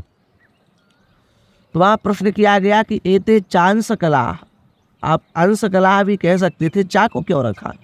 तो चा को खींचने का मतलब, रखने का मतलब है चा खींचता है। संस्कृत में चा का अर्थ होता है खींचना। तो कृष्णस्तु भगवान स्वयं और चकारात रामस्तु भगवान स्वयं। कृष्ण जी भी पूर्ण परमात्मा है और राम जी भी पूर्ण परमात्मा है। यही सुखदेव जी भी अभिव्यक्त करना चाहते हैं। इसलिए राम कृष्ण दो एक है, अंतर नहीं निमेश, इनके नयन गंभीर हैं, इनके चपल विशेष। बस राम जी गंभीर हैं, मर्यादा पुरुषोत्तम है, और ठाकुर जी तो ठाकुर जी है कि नहीं जी। भ्रू विजृंभा, आंखें ही मटकाते रहते हैं, आंखों को ही इधर से उधर भौहों को मटकाते रहते हैं, ये लीलाधारी है। और इनके अलावा इसमें कोई 12 या 16 कला वाला भेद नहीं है, क्योंकि 12 मास होते हैं और सूर्य की उसी में पूर्णता है, और चंद्रमा की 16 तिथियों के अनुसार 16 तिथि कलाओं में पूर्णता है। इसलिए न 12 छोटी न 16 बड़ी, सब भगवान समान। बहुत सुंदर महाराज जी। अब राम जी की बात कर रहे हैं और उनके प्रिय हनुमान जी की बात ना करें तो हमारा ये जो डिस्कशन है ये पूर्ण नहीं होगा। इसलिए हम पूछना चाहते हैं, हनुमान जी का भी विशेष लगाव है राम जी से, उनके चरण कमल में नित्य सेवा करते हैं। तो थोड़ा हम आपसे जानना चाहते हैं, ऐसे कौन से लक्षण हैं हनुमान जी के जो हमें अपने जीवन में एज अ विद्यार्थी या एज अ जॉब करने वाला या जो लोग पढ़ाई करते हैं या वर्क करते हैं, हमें अपने जीवन में लाने चाहिए? सबसे अच्छी बात श्री हनुमान जी महाराज की जो है वो है निरभिमानता। अहंकार शून्यता, जो अहंकार शून्यता हनुमान जी महाराज में है वो देखने में नहीं आती। हनुमान जी कैसे हैं? अतुलित बलधामम, बल की सीमा है, बहुत अपार बल श्री हनुमान जी महाराज में विद्यमान है। और उसके बाद भी जब वे राम जी के सन्मुख आते हैं तो उनके अंदर किंचन मात्र भी अहंकार नहीं होता। जब वे लंका को नष्ट करके, पुष्पवाटिका का भंजन करके, समुद्र का लंघन करके राम जी के पास में आते हैं तो कहीं से कहीं तक उनके अंदर अहम नहीं दिखता। और वो यही कहते हैं कि सो सब तो प्रताप रघुराई, नाथ न कछु मोर प्रभुताई। ये जो कुछ मैंने किया ये आपकी प्रभुता है, ये आपकी विशेषता है, ये आपकी कृपा है, मेरा इसमें कहीं से कहीं तक कोई संबंध नहीं है। तो कहने का तात्पर्य इतना ऊंचा होने के बाद जिसमें इतनी दैन्यता हो वही हनुमान बन सकता है। हम लोगों के पास थोड़ा धन आ जाता है और अहंकार आ जाता है, कितनी ऊंचाई पर अहंकार चला जाता है। लेकिन हनुमान जी महाराज में केवल बल नहीं है, बल भी है, बुद्धि भी है, विद्या भी है, सेवा भी है, चतुरता भी है, कला भी है, पर सब कुछ होने के बाद इतना अहंकार शून्य होना, यही हनुमान जी की सबसे बड़ी विशेषता हमारे समझ में आती। जय हनुमान जी महाराज। हनुमान जी महाराज देखा जाए एक नामनिष्ठ हैं, जैसे नित्य उनके जीवा पे राम नाम श्री सीताराम चलता रहता है। तो हम पूछना चाहते हैं, नित्य मतलब 24 घंटे अगर भगवान का राम नाम चले, कैसे चला सकते हैं? क्योंकि ये स्टेट आना ही ये बहुत डिफ़िकल्ट है। जिससे हमारी प्रियता होती है उसका चिंतन हमें स्वाभाविक होता है। जैसे हमें मिठाई प्रिय लगती है तो हमें बार बार मिठाई का चिंतन होगा। जैसे हमें धन प्रिय लगता है तो हमें बार बार धन का चिंतन होता है। जैसे कामी को स्त्री प्रिय होती है तो उसको बार बार स्त्री का चिंतन होता है। तो जिस प्रकार से इन लोगों को चिंतन करना नहीं पड़ता, स्वतः इनका चिंतन होता है क्योंकि उन वस्तुओं में इनकी प्रियता है। उसी प्रकार से जब हमारी भगवान से प्रीति हो जाएगी, भगवान के रूप से प्रीति हो जाएगी, भगवान की लीला से हमारी प्रीति हो जाएगी, तो फिर नाम भी स्वतः चलेगा, उसको चलाना नहीं पड़ेगा, वो स्वतः अपने आप चलेगा। और फिर ऐसा चलेगा कि आप रोकने के बाद भी रोक नहीं पाएंगे, वो चलता रहेगा, उसका स्वतः प्रवाह हो जाएगा। जैसे जब आप किसी गलत वस्तु का बारंबार वर्षों तक चिंतन करते हैं तो फिर ना चाहते हुए भी उधर चित्त अपने आप चला जाता है, प्रवाह उसका उस प्रकार बन जाता है। उसी प्रकार से जब हम धीरे धीरे नाम का अभ्यास करेंगे और भगवान के प्रति हमारी प्रियता बढ़ती जाएगी तो एक दिन इतना विशाल आकार लेगी कि फिर हमको नाम जपना नहीं पड़ेगा, नाम अपने आप प्रकट होगा और रोम रोम जब रग रग बोले वाली जो स्थिति है वो सामने आ जाएगी। तो जो हनुमान जी महाराज हैं वो सदा सर्वदा सतत राम नाम का जप करते रहते हैं और उसका केवल और केवल यही कारण है कि उनको राम जी के अलावा और कोई प्रिय है ही नहीं। तो उनमें केवल प्रियता होने के कारण वो सतत नाम जप कर पाते हैं, उनको किसी प्रकार की कोई समस्या नहीं होती। तो महाराज जी, आचार्य जी, ऐसा प्रेम, ऐसे प्रियता प्रभु के प्रति, राम जी के प्रति, कृष्ण जी के प्रति कैसे आती है? सत्संग से, जिसके विषय में हम सुनते हैं, धीरे धीरे उसके प्रति हमारे चित्त में श्रद्धा प्रकट होती है। तो सुनते सुनते सुनते सुनते सुनते सुनते जब हम भगवान के गुणों के विषय में, भगवान की लीला के विषय में, भगवान की उदारता के विषय में, भगवान की कृपालुता के विषय में सुनते हैं तो धीरे धीरे हमारे चित्त में उनके प्रति अपने आप प्रेम प्रकट हो जाता है। क्योंकि जब तक हम सुनेंगे नहीं, जानेंगे नहीं, तब तक प्रीति उत्पन्न नहीं होगी, और जब तक प्रीति उत्पन्न नहीं होगी तब तक भक्ति प्रकट नहीं होगी। इसलिए भगवान के प्रति प्रेम उत्पन्न करने का जो सबसे प्रथम साधन है वो है श्रवण।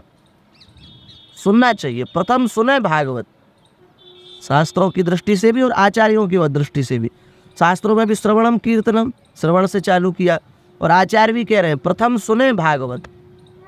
सबसे पहले भगवान के चरित्रों को सुने, क्योंकि भगवान के चरित्रों को सुनने से ही उनके प्रति प्रेम प्रकट होगा, और फिर वह जब प्रेम उत्ताल तरंग के रूप में परिवर्तित होगा तो फिर भगवान के प्रति नित्य सिद्ध जो प्रेम है वो प्रकट हो जाएगा। बहुत सुंदर, आपने बहुत संक्षिप्त में हमें बताया। जैसे कुछ पाप होते हैं, सपोज हम चल रहे हैं, एक चींटी मर गई, पाप हो गया। कुछ होते हैं महापाप जो बिल्कुल भी नहीं करने चाहिए। किसी भी इंसान को किसी भी हालत में ये महापाप नहीं करने चाहिए, क्योंकि उसका पाप जो लगता है वो बहुत ही बढ़कर आता है। तो मैं आपसे पूछना चाहता है, ये महापाप क्या होते हैं? किसी ब्राह्मण की हत्या कर देना, इसको शास्त्रों में महापाप कहा गया। ब्राह्मण को हत्या का विधान शास्त्र की दृष्टि से नहीं है, उसके लिए शारीरिक वध जो है उसका निषेध कहा गया है। फिर भी यदि कोई कर देता है तो उसको ब्रह्म हत्या का महापाप माना जाएगा। दूसरा है मदिरा पान। आजकल लोग बड़े शौक से मदिरा पी रहे हैं, पर ये महापाप है। मदिरा जो पी लेता है उसके अंदर के जो परमाणु हैं वो नष्ट हो जाते हैं।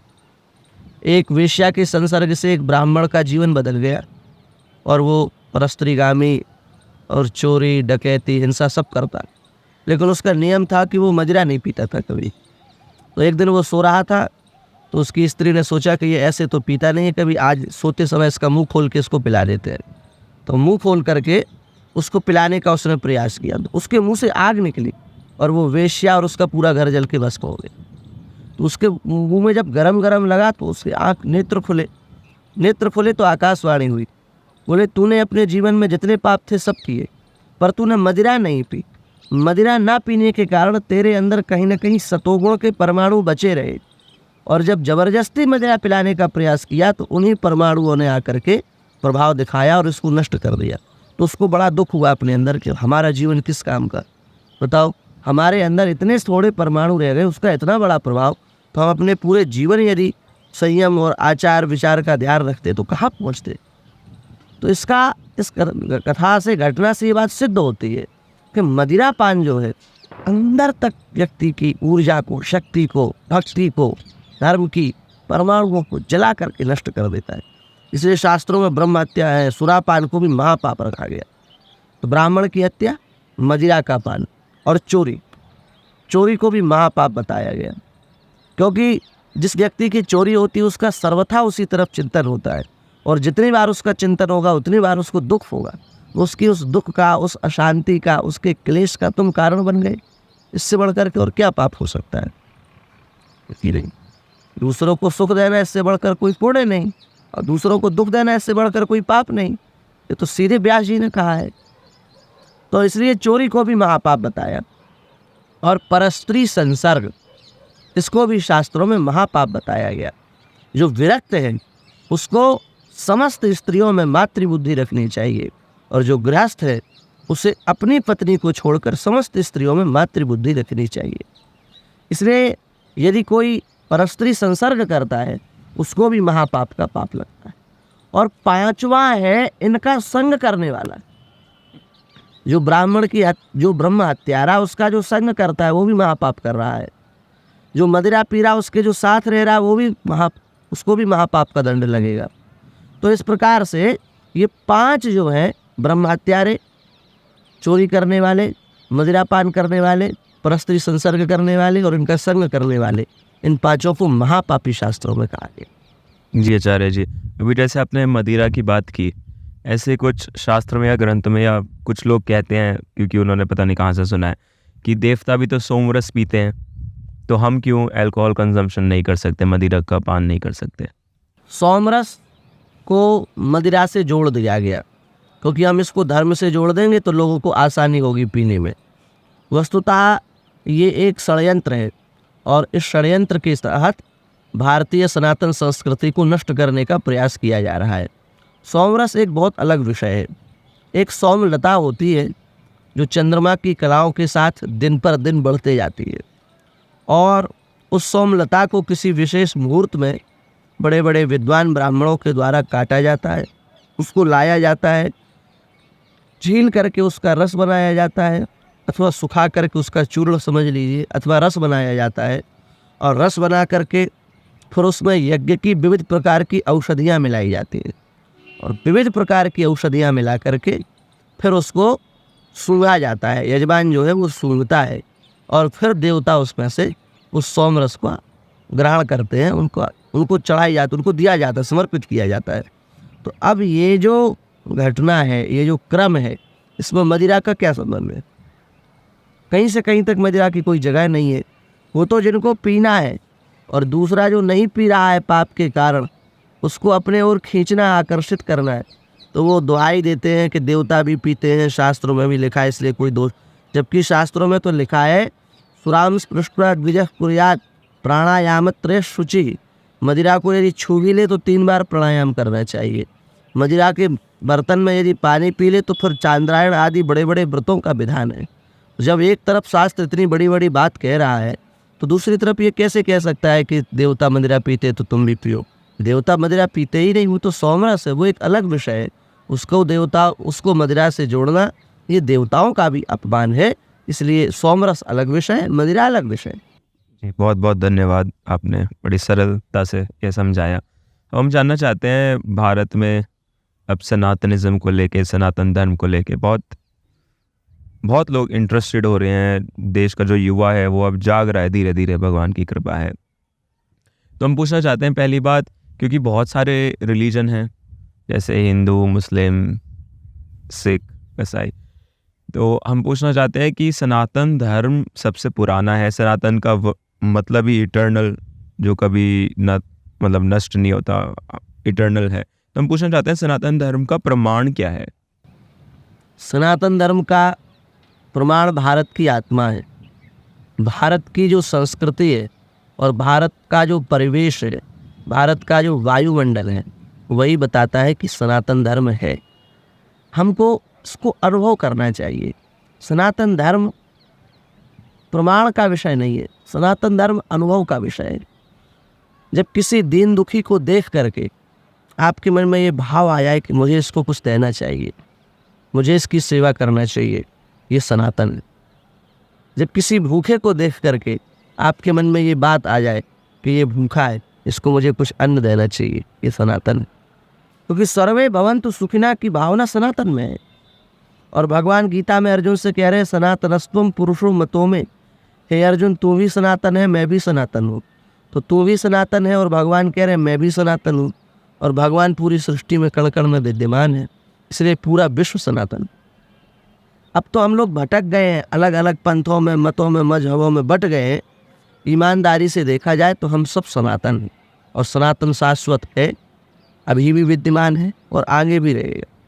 इसका कभी नाश नहीं हो सकता, क्योंकि ये भगवान का स्वरूप है। कि भगवान के स्वरूप का कभी नाश हो सकता है? तो वैसे भगवान का स्वरूप नष्ट नहीं हो सकता, वैसे सनातन भी नष्ट नहीं हो सकता। जी, अब जैसे देखा जाता है, सबको अच्छा लगता है अगर हम उन्हें सनातनी बुलाएं। सब चाहते हैं कि वो अब कोई उन्हें सनातनी बुलाए, लेकिन वास्तविकता में एक सनातनी के लक्षण क्या होते हैं? सनातनी के लक्षण हैं ओंकार में जिसकी आस्था हो। ओम का तात्पर्य नाम से है। ओम में, श्री राम नाम में, श्री कृष्ण नाम में, इन सब में जिनकी आस्था हो, शास्त्रों की बात को जो मानते हो। तो आजकल तो बहुत लोग कहते हैं कि हम सनातन, तो शास्त्र की बात नहीं मानते, इसलिए ऐसे नहीं। शास्त्रों की बात को जो मानते हो, ओंकार में, भगवान के नाम में जिसकी प्रीति हो, गाय के प्रति जिसके हृदय में आस्था हो। क्योंकि जिसके अंदर गाय के प्रति आस्था नहीं, वो सनातनी नहीं हो सकता। कहीं ना कहीं उसके पूर्व पितरों में वर्ण संकरता का दोष है, वो वास्तविक सनातनी नहीं हो सकता।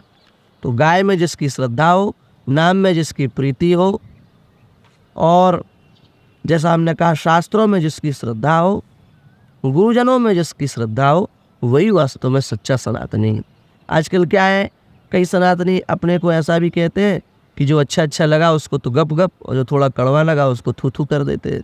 ये सच्चे सनातनी की पहचान नहीं है। शास्त्रों में हम सबके कल्याण के लिए ही बातें कही गई हैं।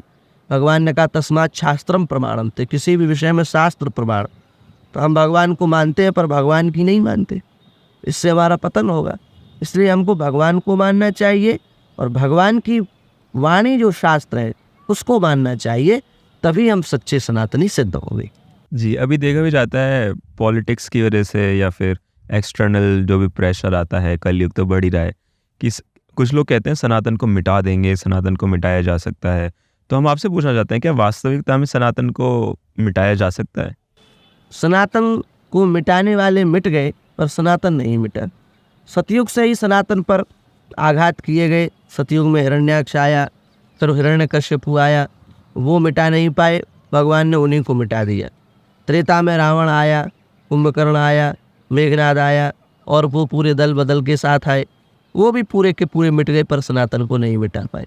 द्वापर में भी कंस आया, शिशुपाल आया, दंतवक्त्र आया, विदुरथ आया, कौरव आए, न जाने कितने राजा आए जिन्होंने धर्म को, सनातन को मिटाने का प्रयास किया, वो भी मिट गए। तो जब इतने बड़े बड़े राजा महाराजा रावण जैसे मिट गए, जिनके चलने से धरती हिलती थी, आप किस खेत की मूली है कि आप सनातन को मिटा देंगे? हम आपसे पूछना चाहते हैं कि आप क्या रावण के भी दादाजी हैं कि आप सनातन को मिटा देंगे?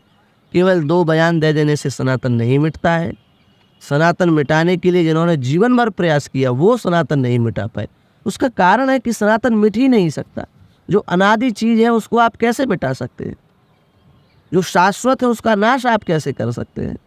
आप 2 बार जाकर के कह दें कि हम समुद्र को सुखा देंगे, तो क्या आपके कहने से समुद्र सूख जाएगा? वो तो भारतीय संस्कृति का दुर्भाग्य है कि हमने ऐसे लोगों को यहाँ पर आश्रय दे रखा है, प्रश्रय दे रखा है, जो सनातन के लिए ऐसी बात कहते हैं।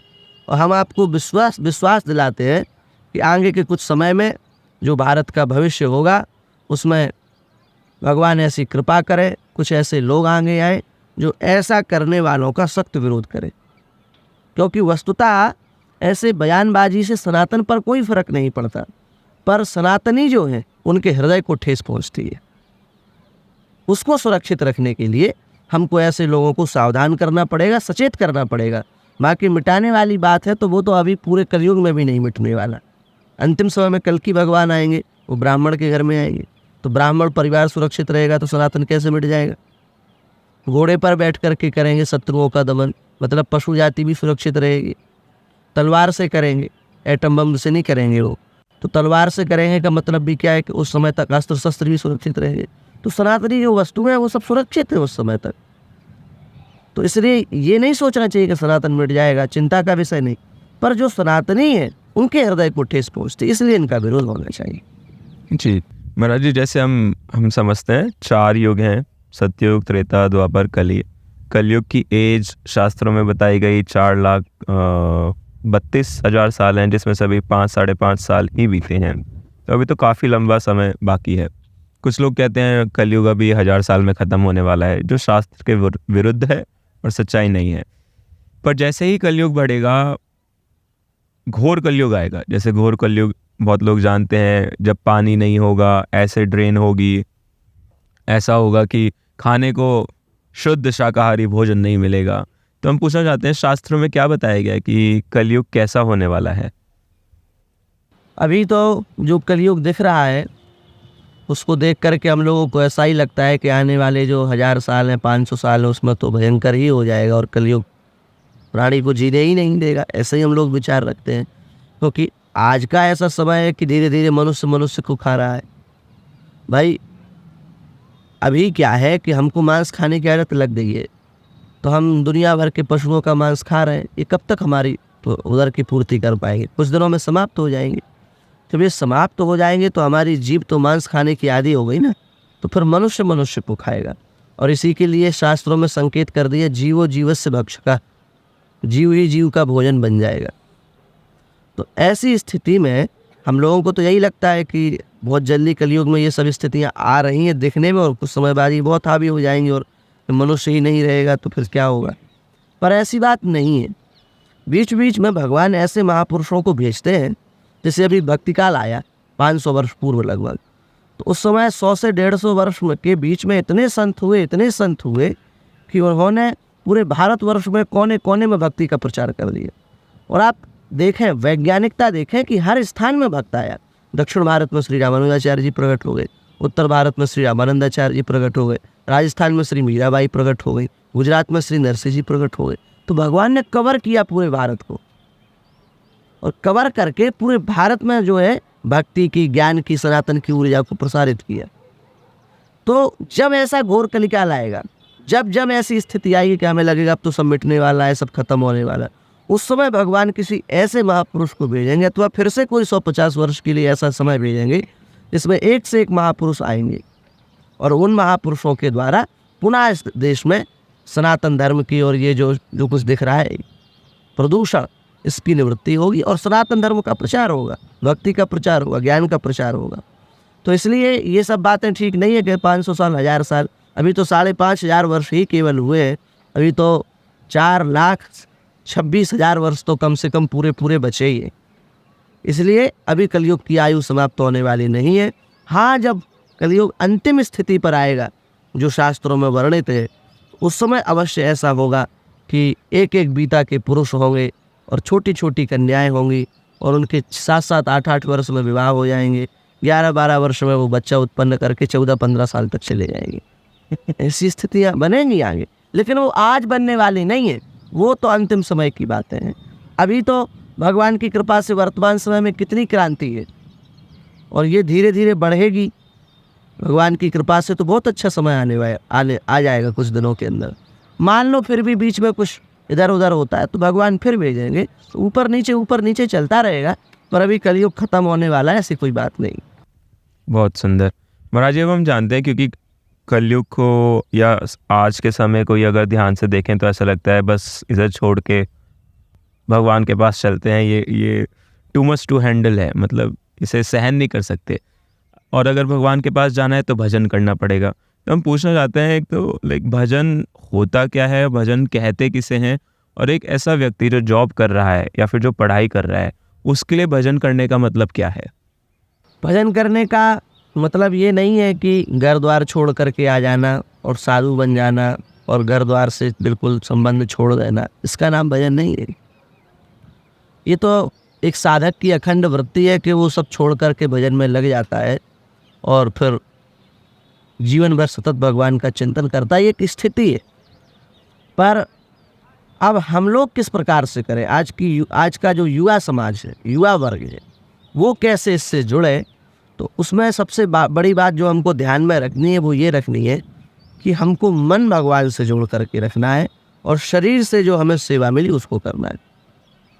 हम लोग मन भगवान को दें, मन से भगवान का नाम लें, मन से भगवान का स्मरण करें, मन से भगवान का चिंतन करें, और हमारा जो शरीर है इस शरीर को हम अलग अलग स्थानों पर अलग अलग प्रकार से लगाएं, ये बहुत अच्छा रहेगा। तो अब हम क्या है कि मन तो दे रखे हैं संसार को और शरीर से करते हैं विषयों का सेवन, और फिर कहते हैं कि हमसे भजन नहीं होता। तो भजन करने का सीधा सा मतलब है कि हम मन से जो है भगवान का चिंतन करें और शरीर से संसार की सेवा। और हमें लगता है कि 24 घंटे कोई व्यस्त नहीं रहता, हर व्यक्ति के पास थोड़ा बहुत समय तो होता ही है जिसमें वो ये सब कर सकता है। तो अपनी जो दिनचर्या है उसमें आधे घंटे का नियम बनाए कि हमको भगवान का नाम जपना है, और बस वही जो अखंड चिंतन होगा आधे घंटे, वही आपको दिन भर के लिए डोज हो जाएगा। जैसे गोली एक खाते ना, वो कई घंटों के लिए असर कर जाती है, उसी प्रकार से वो आधे घंटे जो आपने श्रद्धापूर्वक नाम जपा उसका प्रभाव दिन भर आपके चित्त पर रहेगा, यही आपका भजन बन जाएगा। इसलिए घर द्वार नहीं छोड़ना है। आज तो युवा डरता है, माता पिता उसके डरते हैं कि यदि इसको हमने भजन में लगा दिया तो ये घर द्वार छोड़ के भाग जाएगा, इसलिए साधुओं के पास मत जाने दो, धाम मत जाने दो। पर ऐसी बात नहीं, भजन माने मन से भगवान का चिंतन, शरीर से संसार की से। जी आचार्य जी, जैसे आपने बताया माता पिता बहुत डरते हैं साधु बन जाएगा। बहुत सुनने में आता है कि कभी अगर लड़का लड़की बच्चा किसी माता पिता का धाम चला जाए, वृंदावन चले जाए, कुछ दिन रह ले तो उन्हें लगता है साधु बन जाएगा, ज़्यादा भक्ति ना करे, क्योंकि माता पिता ने स्वयं सत्संग नहीं सुना है गुरुजनों से, साधुओं से, उन्हें वास्तविकता में पता नहीं है कि भक्ति किसे कहते हैं। तो ऐसे माता पिताओं के लिए आपका क्या संदेश है? यदि आप उनको भजन साधन भक्ति से दूर रखेंगे तो उसी का ये दुष्परिणाम है कि आज वृद्धाश्रम जगह जगह खुल गई। यदि हम अपने बच्चों को सत्संग से जोड़ के रखें, शास्त्रों से जोड़ के रखें, तो वे राम जी के चरित्र को सुनेंगे, और राम जी के चरित्र को सुनेंगे तो उन्हें पता चलेगा कि राम जी कह रहे हैं कि हम अपने पिता की आज्ञा पर समुद्र में कूद सकते हैं, हम अपनी पिता की आज्ञा पर धधकती हुई आग में कूद सकते हैं, हमारे पिता आदेश दे तो हम पर्वतों की बड़ी बड़ी कंदराओं से नीचे कूद सकते हैं। जब ये बातें सत्संग में सुनेंगे तो फिर उनकी क्यों नहीं अपने पिता के प्रति आस्था होगी, क्यों नहीं अपनी माता के प्रति आस्था होगी। पर आज बालक अपने माता पिता की सेवा नहीं करना चाहते, उनको वृद्धाश्रम छोड़ देते हैं। ये किसका प्रभाव? या आपने उनको सत्संग, साधु संग, शास्त्रों से दूर रखा, उसी का तो प्रभाव है। आपकी ही हानि है इसमें, आप अपनी हानि क्यों कर रहे हैं? और बालकों की भी हानि है, उनका भविष्य जो है वो सुरक्षित नहीं। और मान लो उनके पास इतना धन है कि भविष्य सुरक्षित कर लेंगे, वो मरने के बाद फिर उनका जीवन सुरक्षित नहीं है। उनको पता नहीं कितने नरकों की यातना भोगनी पड़ेगी, किस किस योनि में जाना पड़ेगा। आप स्वयं को असुरक्षित कर रहे हैं, अपने बच्चों को असुरक्षित कर रहे हैं। इसलिए उनको भजन से अवश्य जोड़ें, सत्संग से अवश्य जोड़ें। रही साधु बनने की बात, तो साधु बन नहीं सकता थे, क्योंकि साधु तो भगवान की कृपा से बने बनाए आते हैं। ऐसे ऐसे महापुरुषों के चरित्र की वो जन्म से ही सिद्ध, वो साधु बने बनाए आते हैं। कोई साधु बनता नहीं है, तो सोचे तो बन भी नहीं सकता, क्योंकि वो तो भगवान की प्रेरणा से आते हैं कि ये साधु बने, और थोड़ा सा माध्यम बन जाता और वो साधु बन जाते हैं। नहीं तो जीवन भर सत्संग सुनने के बाद व्यक्ति साधु नहीं बन पाता, उसके चित्त पर ही असर नहीं होता। तो साधु बनना हंसी खेल नहीं है। माया के समस्त प्रपंचों से मुख को मोड़ लेना और भगवान के श्री चरणों में संपूर्णतः समर्पण कर देना, यही साधुता है। ये सबके अंदर कैसे आ सकती है? इसलिए साधु बन जाएगा ये खतरा नहीं करना चाहिए, ये नहीं सोचना चाहिए। साधु बन जाना सबके बस की बात नहीं। हाँ जी, और यदि वो सत्संग सुनेगा तो ये जरूर है कि आपके प्रति श्रद्धा रखेगा, आपके प्रति आस्था रखेगा। और हर माता पिता को अपने पुत्र को ऐसे संस्कार देने चाहिए। तो क्या बुराई धाम जाने में या सत्संग सुनने में। बहुत सुंदर महाराज जी। वास्तविकता में साधु बनना कोई खेल नहीं है और सबके बस की बात भी नहीं है। ये तो अगर गुरु कृपा हो, भगवान कृपा हो, तब जाके कोई साधु बन पाता है। अब हम आपके साथ श्री धाम वृंदावन में बैठे हैं। धाम की अपार महिमा है। हम पहले तो आपसे यह जानना चाहते हैं कि एक तीर्थ में और एक धाम में क्या अंतर होता है? तीर्थ है भगवान का चलता फिरता अड्डा, जहाँ भगवान कभी पहुँच जाते हैं, कुछ देर के लिए वहाँ निवास करते हैं, कुछ देर वहाँ घूमते हैं, ये तीर्थ है। और धाम है भगवान का निज निवास, जहाँ भगवान रहते हैं। हम यहाँ पर बैठे हैं और हमसे आप पूछें कि आपकी जन्मभूमि कहाँ, आपका निवास स्थान क्या है, हम जहाँ के हैं वहाँ का बताएंगे। और दुनिया भर में कथा प्रवचन आदि सत्संग के लिए मान लो जाते हैं, तो वहाँ यदि कोई रहेगा तो हम उससे यही कहेंगे कि आप हमसे स्थायी मिलना चाहते हो तो वहाँ आओ, क्योंकि वो हमारा निज निवास है। उसी प्रकार से भगवान तो कण कण में है, तीर्थों में भी भगवान है, पर ये धाम जो है वो भगवान का निज निवास है, ये भगवान का घर है। इसलिए भगवान ने समस्त तीर्थों का जो राजा है वो प्रयागराज को बनाया कि तुम समस्त तीर्थों के राजा हो, पर वृंदावन धाम का नहीं बनाया। तो तीर्थराज प्रयाग भगवान के पास पहुंच गए, बोले आपने हमको सब तीर्थों का राजा बनाया, पर वृंदावन तो हमारी बात नहीं मानता है। भगवान ने कहा वो तुम्हारी बात कैसे माने, वो तीर्थ है ही नहीं, वो मेरा घर है। हमने तुम्हारे नाम पूरी प्रॉपर्टी करा दी, पर अपना घर तुम्हारे नाम थोड़े नहीं कराया है। तो जितने भी तीर्थ हैं उनके राजा प्रयागराज है, पर ये भगवान का निज महल है, निज धाम है, और इसकी रचना ब्रह्मा जी के द्वारा नहीं हुई है। ये परात्पर सर्वेश्वर सच्चिदानंद जो श्री कृष्ण है उनके संकल्प से प्रकट हुआ है, राधा रानी की प्रसन्नता के लिए। क्योंकि जब नित्य निकुंज में भगवान ने संकल्प किया कि अब हमको धराधाम पर जाना है, तो कहा कि हे राधा रानी आप भी चलें। तो राधा रानी ने कहा यत्र वृंदावनम नास्ति न यत्र यमुना नदी यत्र गोवर्धनो नास्ति तत्र नो रमते मना। जहाँ गिरिराज जी नहीं है, वृंदावन नहीं है, यमुना नदी नहीं, वहाँ में नहीं जा सकती। तो भगवान के संकल्प से ही नित्य वृंदावन यहाँ वृंदावन के रूप में, भगवान के संकल्प से ही नित्य यमुना यहाँ यमुना जी के रूप में, भगवान के संकल्प से ही नित्य जो श्री गिरिराज जी हैं वो श्री गिरिराज महाराज के रूप में यहाँ विराजमान है। इसलिए ये कोई प्राकृत भूमि नहीं है, वैरिंच प्रपंच नहीं है। यहाँ विधाता ब्रह्मा की रची भूमि नहीं है, साक्षात परब्रह्म परमात्मा की इच्छा संकल्प से प्रकट। इसलिए ये वृंदावन की जो वृंदावन का धामत्व है इस प्रकार से तीर्थत्व से अलग हो जाता है। ये भगवान का निज महल है, ये भगवान का निज निवास। यही धाम और तीर्थ का भेद समझना चाहिए। जी महाराज जी, अब जैसे हमने सुना है वृंदावन परित्यज्य पादेकम न गच्छति, भगवान श्री कृष्ण वृंदावन को छोड़ के एक पग भी बाहर नहीं जाते हैं। मतलब वृंदावन की भूमि के बाहर, ब्रजमंडल के बाहर एक जाते ही नहीं हैं। लेकिन फिर हम देखते हैं भगवान कृष्ण के ही दो एस्पेक्ट हैं, एक हो गए ब्रजेंद्र नंदन श्याम और एक जो बाहर जाते हैं वसुदेव कृष्ण। हम आपसे पूछना चाहते हैं दोनों में क्या डिफरेंस है? वस्तुतः भगवान में भेद नहीं है, पर यह तो एक भगवान की लीला है कि भगवान ब्रजवासियों से इतना प्रेम करते हैं कि ब्रजवासियों को छोड़ करके जा नहीं सकते। तो जो नित्य लीला है यहाँ की, जो निकुंज की लीला है, जो रसोपासना की लीला है, उसमें नित्य परमात्मा यहाँ श्री कृष्ण के रूप में भगवान विराज रहे हैं। और भगवान के अवतार का दो प्रयोजन, एक तो भक्तों को सुख देना, एक राक्षसों का उद्धार करना। परित्राणाय साधूनां विनाशाय दुष्कृताम। तो भक्तों को सुख देने के लिए भगवान माधुर्यमयी लीला करते हैं और दुष्टों का दमन करने के लिए भगवान ऐश्वर्यमयी लीला करते हैं। ये भगवान की लीला के दो स्वरूप हैं। तो जो वृंदावन की लीला है, जो व्रज की लीला है, ये रसोपासना की लीला है, ये माधुर्य भाव की लीला है। और भगवान इस लीला के माध्यम से प्राणी मात्र को सुखी करते हैं। और विशेषता भगवान के जो भक्त हैं उनके हृदय में अपार आनंद होता है इन लीलाओं को देख करके। लेकिन केवल यही तो करना नहीं है, राक्षसों का दमन भी करना है, असुरों का संहार भी करना है। उसके लिए भगवान की द्वारिका लीला है, और उस लीला के माध्यम से भगवान राक्षसों का, असुरों का संहार करते हैं।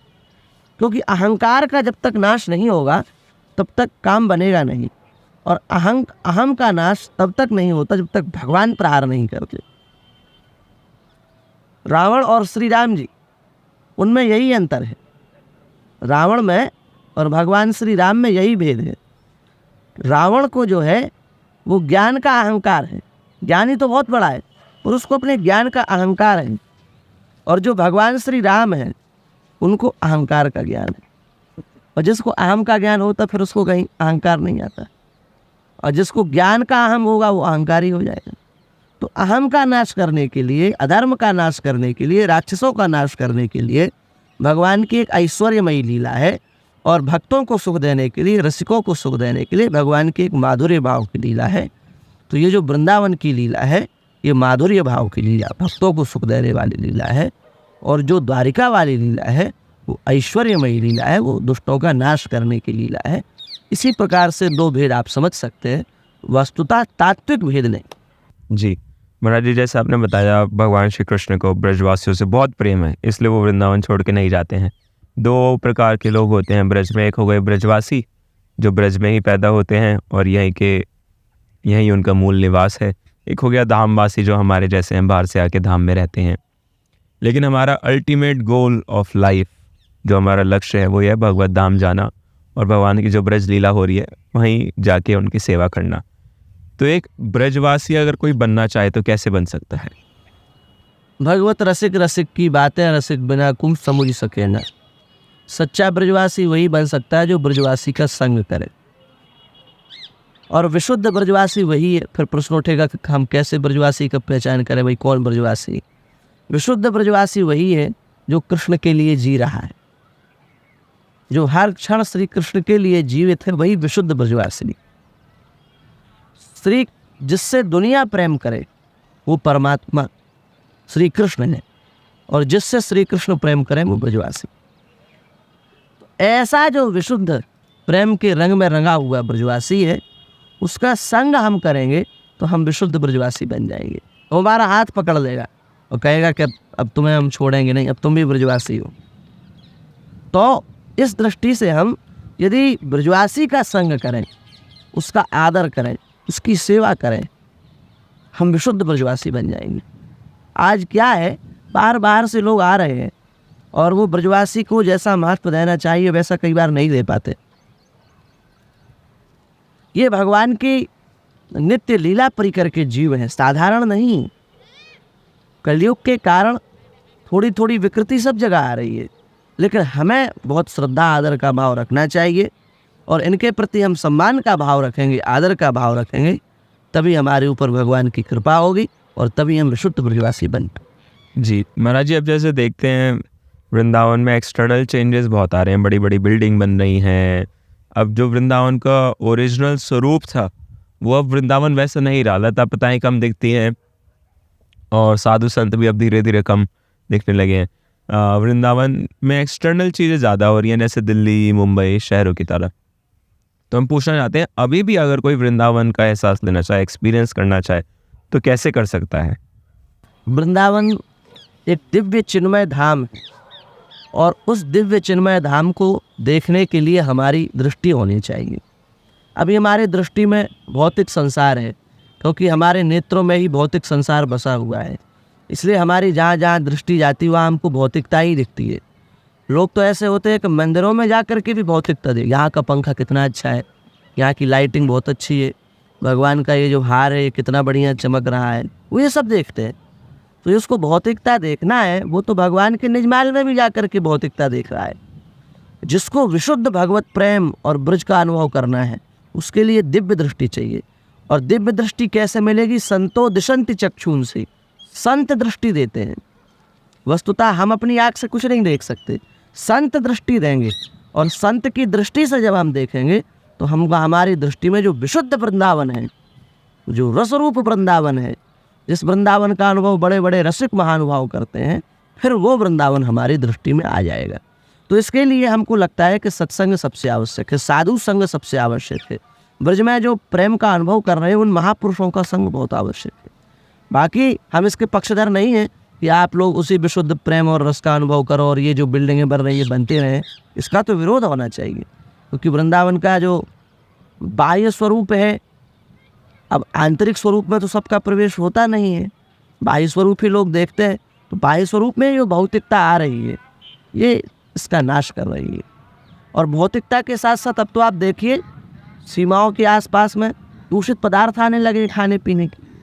इस सबसे क्या है भाई, ब्रज में कोई प्रवेश करता है तो वो दूषित पदार्थ के साथ प्रवेश करे, या ब्रज से कोई जा रहा है तो वो क्या ये गंदी भावनाएं लेकर के जाए? तो ना ये आने के लिए ठीक लग रहा, ना ये जाते समय ठीक लग रहा, तो फिर ये है क्यों यहाँ, ये क्यों बिच रहे हैं?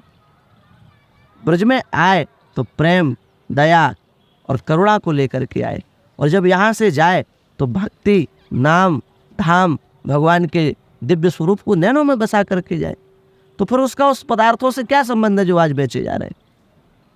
तो ब्रज के स्वरूप को इस रूप में भी विकृत किया जा रहा है, इस रूप में भी विकृत किया जा रहा है, और इसका दंड राजा को मिलेगा।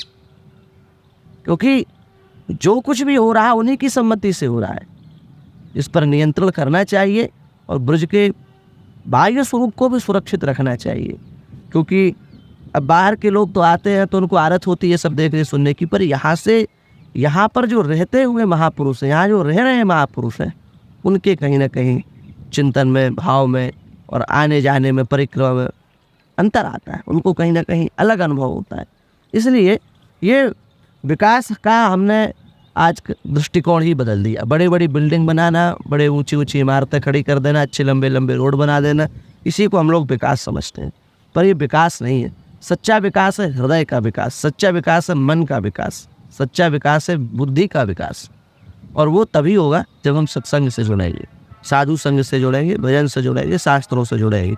इसलिए ये जो वृंदावन का स्वरूप वर्तमान में बनाया जा रहा है ये बहुत दुखद है और इस पर रोक लगानी चाहिए, नहीं तो फिर ये भी एक सिटी के जैसा हो जाएगा, और जो कि धाम की मर्यादा के अनुकूल नहीं। और वास्तविक विशुद्ध वृंदावन का यदि हमको दर्शन करना है तो उसके लिए तो फिर हमें दृष्टि लेनी पड़ेगी, और वो संत देंगे, उससे हमको निकुंज गुंज से युक्त जो वृंदावन है उसका दर्शन। जी महाराज जी, अब सत्संग के लिए हमें संत निवास जाना पड़ेगा, मुलुक पीठ, केली कुंज, जहाँ भी भगवान का सत्संग होता है। अब जब मंदिर जाते हैं तो बहुत सारी चीज़ें होती हैं जिनका हमें ध्यान रखना होता है। आजकल तो बस सोशल मीडिया पे देखा जाता है, मंदिर चले गए, थोड़ा डांस कर लिया, थोड़ी भगवान के सामने वीडियो बना ली, ये बाहरी चीज़ें करने लगे। वास्तविकता में जैसा मंदिर जाते प्रति हमारा भाव होना चाहिए वो नहीं हो पाता है। तो हम पूछना चाहते हैं, मंदिर जाते वक्त हमें किन किन चीज़ों का ध्यान रखना चाहिए? सच्ची बात यह है कि जो मंदिरों में जाकर के ये सब करते हैं उनके हृदय में वस्तुतः भाव है ही नहीं। वो तो केवल अपना समाज में प्रभाव दिखाने के लिए और व्यूज़ बटोरने के लिए आ जाते हैं। वस्तुतः भक्ति प्रदर्शन का विषय नहीं है, भक्ति दिखावे का विषय नहीं है, भक्ति अनुभव का विषय है। भक्ति को अनुभव करना चाहिए, भक्ति अनुभव करने का विषय है। मीराबाई ने अपने आप को कभी प्रकाशित नहीं किया, करमैती बाई ने अपने आप को कभी प्रकाशित नहीं किया, उनकी भक्ति ने उनको प्रकाशित कर दिया। भाई आप दिखावा क्यों कर रहे हैं? सिंह जंगल में रहता है, उसका कौन अभिषेक करता है, कौन उसको मुकुट पहनाता है? वो अपनी शक्ति से स्वयं जंगल का राजा हो जाता है।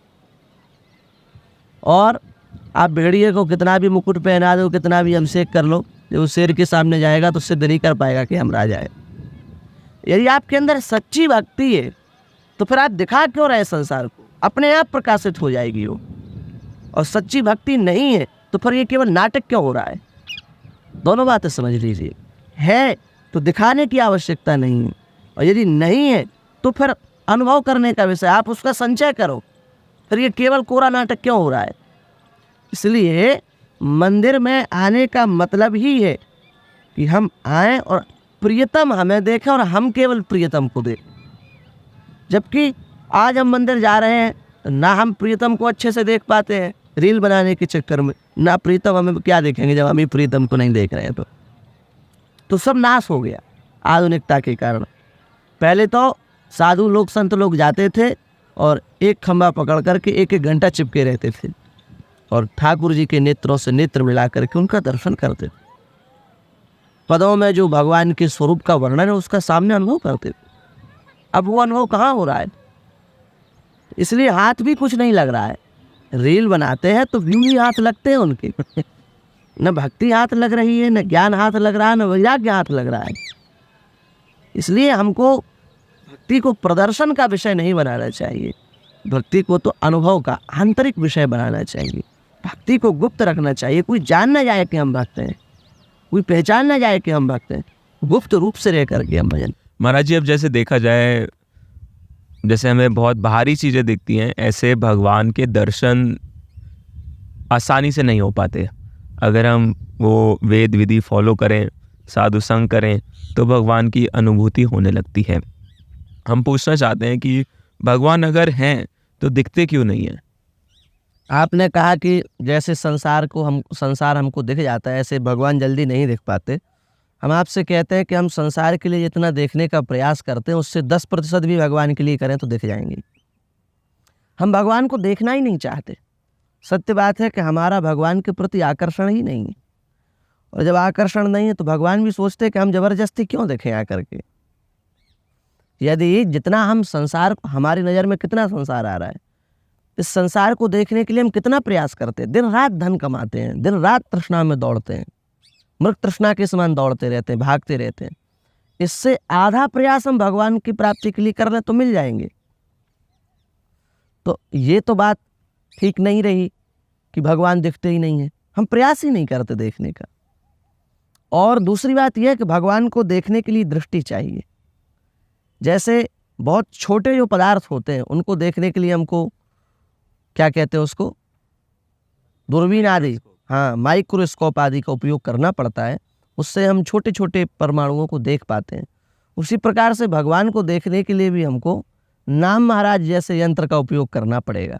उस यंत्र का हम आश्रय लेंगे, आसानी से हम भगवान के दर्शन कर सकते हैं। और भगवान तो हमको दर्शन देने लालायित है, हमारे रुझान की देरी है। हमने उधर चिंतन किया, थोड़ा ध्यान लगाया, थोड़ा स्मरण किया, थोड़ा नाम जप किया और भगवान अपने आप अनुभूतियाँ प्रदान करने लगते। जी महाराज जी, जैसे आपने बताया कि भगवान को देखने के लिए नाम महाराज जी का आश्रय लिया जाता है। भगवान के नाम का, जो भी नाम गुरु प्रदत्त हो या प्रिय हो, हम पूछना चाहते हैं क्या भगवान के सभी नाम में सारी सामर्थ्य है या बस कुछ नाम ज़्यादा पावरफुल है, कुछ कम? सभी नाम जो है वो महामहिमामय है। चाहे वो श्री राम नाम हो, चाहे वो श्री कृष्ण नाम हो, चाहे वो महामंत्र हो, चाहे वो गोविंद नाम हो, चाहे वो हरि नाम हो, भगवान के सभी नामों में अचिंत्य अनंत महात्म्य है। बस यही है कि हमारी जिस नाम में प्रियता हो जाए हम उसको निष्ठापूर्वक पकड़ लें। जैसे दूध से बनी हुई अनेक मिठाइयाँ होती हैं, पर किसी को कोई अच्छी लगती, किसी को कोई अच्छी लगती। इसका मतलब ये नहीं कि बाकी अच्छी नहीं है या बाकी दूध से नहीं बनी हुई है। उसी प्रकार से सब भगवान के नाम हैं, महामहिमामय भगवान के नाम है, अचिंत्य अनंत महात्म्य को लेकर के प्रकट होने वाले नाम हैं। बस यही है कि हमारी एक में निष्ठा हो जाए और उसको हम पकड़ लें, लोगों पर ध्यान न दें। लोग तो तमाम प्रकार की बातें करते हैं कि ये बड़ा है, वो छोटा है, ये नाम अच्छा है, वो नाम बुरा है। अथवा कई बार लोग तो ये भी कहेंगे कि तुम भगत बन गए, बहुत बड़े भगत बन रहे हो, ज़्यादा नाम जप। इन सब बातों पर ध्यान ना रहे। देखो, एक बात आप ध्यानपूर्वक समझ लो कि लोगों का काम कहना है।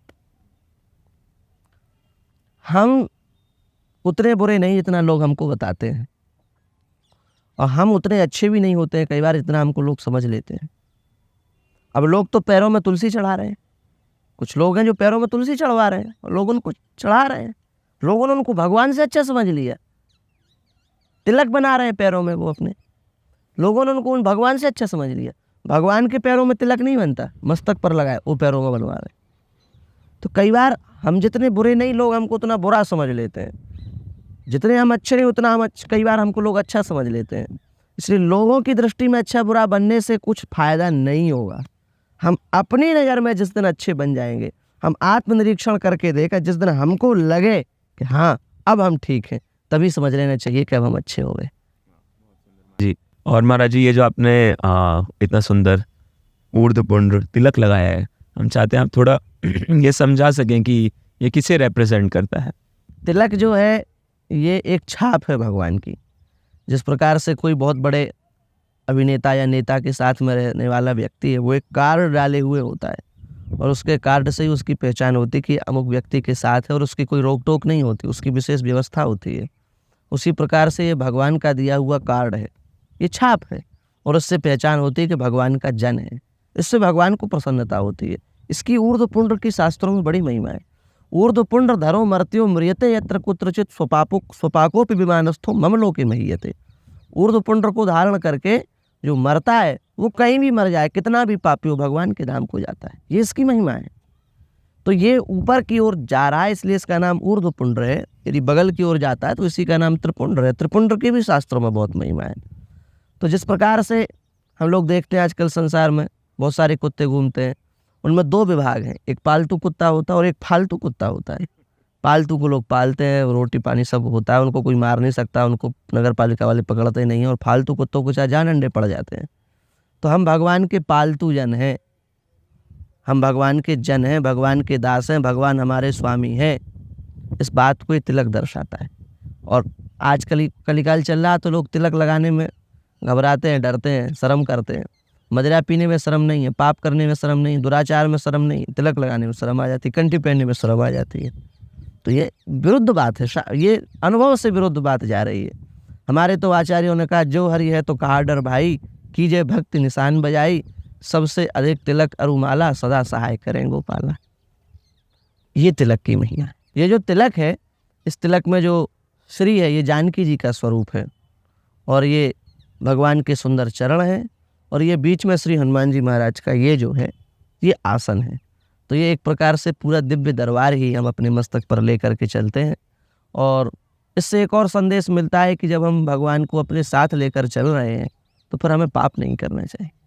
भगवान मस्तक पर ही बैठे हैं, हम जो देख रहे हैं वो देख रहे हैं, हम जो कर रहे हैं वो सीधा देख रहे हैं। तो हमको पाप से भी ये तिलक बचाता है। तीसरी बात, इस तिलक को लगा करके हम सिनेमा घर नहीं जा सकते। इस तिलक को लगा करके हम जहाँ शराब आदि का क्रय विक्रय होता है वहाँ नहीं जा सकते। इस तिलक को लगा करके हम जहाँ नशा पत्ता होता है वहाँ नहीं जा सकते। तो ये हमको अधर्म से बचाता है और यही तो जीवन है, जो हमको अधर्म से बचाए वही तुम्हारा सच्चा साथी है। इसलिए तिलक जो है वो अपने आप में बहुत अनुपम, अद्भुत, महत्वपूर्ण है। जी महाराज जी, अब देखा जाता है जैसे जो लोग बचपन से ही साधु संग नहीं किया है और गलत आचरण कर रहे हैं, वो कहते हैं धर्म से क्यों ही जीना है, लाइफ अच्छी तो चल रही है, पैसे आ रहे हैं, धनराशि आ रही है। उनके लिए आपका क्या संदेश रहेगा? ये जीवन नहीं है। कमा लेना, खा लेना, इसको जीवन नहीं कहते। ये तो जो कुछ नहीं करते, अजगर उनका भी पेट भर जाता है, वो भी अपना परिवार पाल लेते हैं। तो पंछियों का भी पेट भर जाता है, वो कुछ नहीं करते, उनको कुछ नहीं करना पड़ता। इसका नाम जीवन नहीं है। जीवन वो है कि हमको इसी जन्म में परमात्मा की प्राप्ति हो जाए और हमारे द्वारा लाखों लोगों को परमात्मा से जोड़ा जाए और हम एक ऐसी दृष्टि दें जिससे लोग भगवान से जुड़ें और हम स्वयं पहले उस स्थिति के बने, पहले हम स्वयं भगवत प्राप्ति करें, फिर लोगों को भगवान से जोड़ें। इसका नाम जीवन है। केवल कमा खा लेना ये जीवन नहीं है। ये तो फिर पशु के समान हम हो गए। जैसा राम नाम नहीं हृदय धरा, जैसा पशुआ वैसा नरा। यदि भगवान का नाम हमारे हृदय में नहीं आया तो जैसा पशु है वैसा ही हम है। हम में और पशु में कोई अंतर नहीं है। तो इसलिए हम तो अच्छे चल रहे हैं। ये 1 मिनट अच्छा चल लेने का मतलब ये नहीं है कि आपका अगला मिनट सुरक्षित है। उसी प्रकार से आपको लग रहा है कि ये जीवन हमारा अच्छे से कट जाएगा तो ये नहीं है कि आपका ऊपर वाला जीवन भी सुरक्षित है। वहाँ पता नहीं आपके साथ क्या हो, आपने जो पाप किया उससे आपको क्या क्या दंड भोगना पड़े। इसलिए सच्चा सुरक्षित जीवन उसी का है जो इस लोक से लेकर परलोक तक सुरक्षित है और उसका एक ही उपाय है भगवान का वचन। जी महाराज जी, आचार्य जी, आपके साथ वार्तालाप करने से तो बिल्कुल यही लगता है कि हमें भजन अपना ज़्यादा स्ट्रॉन्ग करना चाहिए और प्रभु के शरणागत हो जाना चाहिए। यही साधु संघ का प्रभाव होता है हमारा। बस अब आज के लिए आखिरी प्रश्न आपसे यही होगा, इतने सारे शास्त्र हैं, सनातन धर्म इतना बड़ा है, कहीं भटक जाना बहुत आसान है। क्या क्या पढ़ेगा इंसान, क्योंकि अब भाई जॉब भी करते हैं, पढ़ाई भी करते हैं। तो अगर हम सार की बात पे आएँ, अगर हमें एक चीज़ इस पॉडकास्ट के माध्यम से आपके द्वारा, साधु संतों के द्वारा अगर एक चीज़ पर हमें ध्यान देना चाहिए हम कहें हर चीज़ का सार, निचोड़ भक्ति का, तो वो क्या है?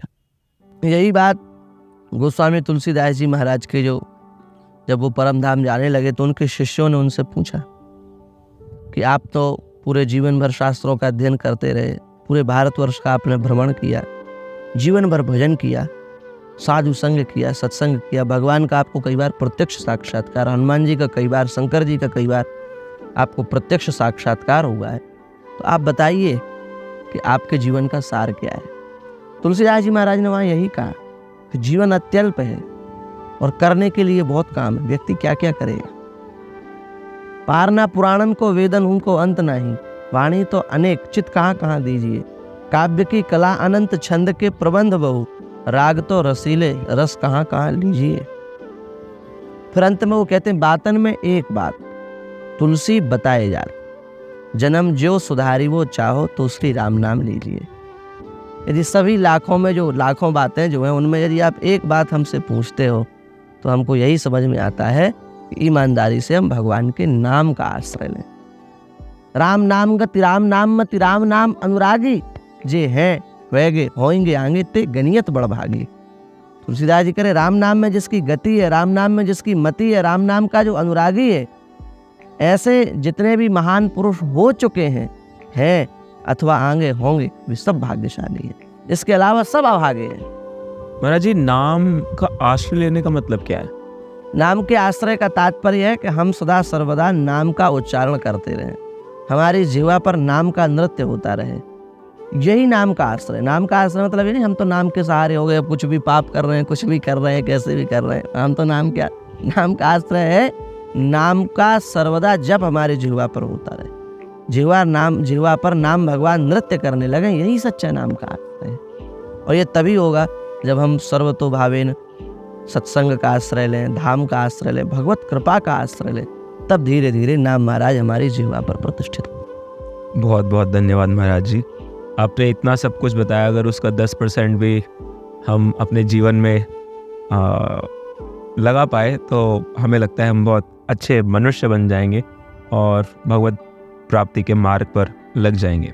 आपका बहुत बहुत धन्यवाद, और फिर से देखेंगे फ्यूचर में भी। अगर आपसे रिक्वेस्ट है, अगर आप कुछ समय निकाल पाएँ, और भी बहुत सारी गंभीर विषयों पे बात करनी है, और जैसी राम जी की इच्छा।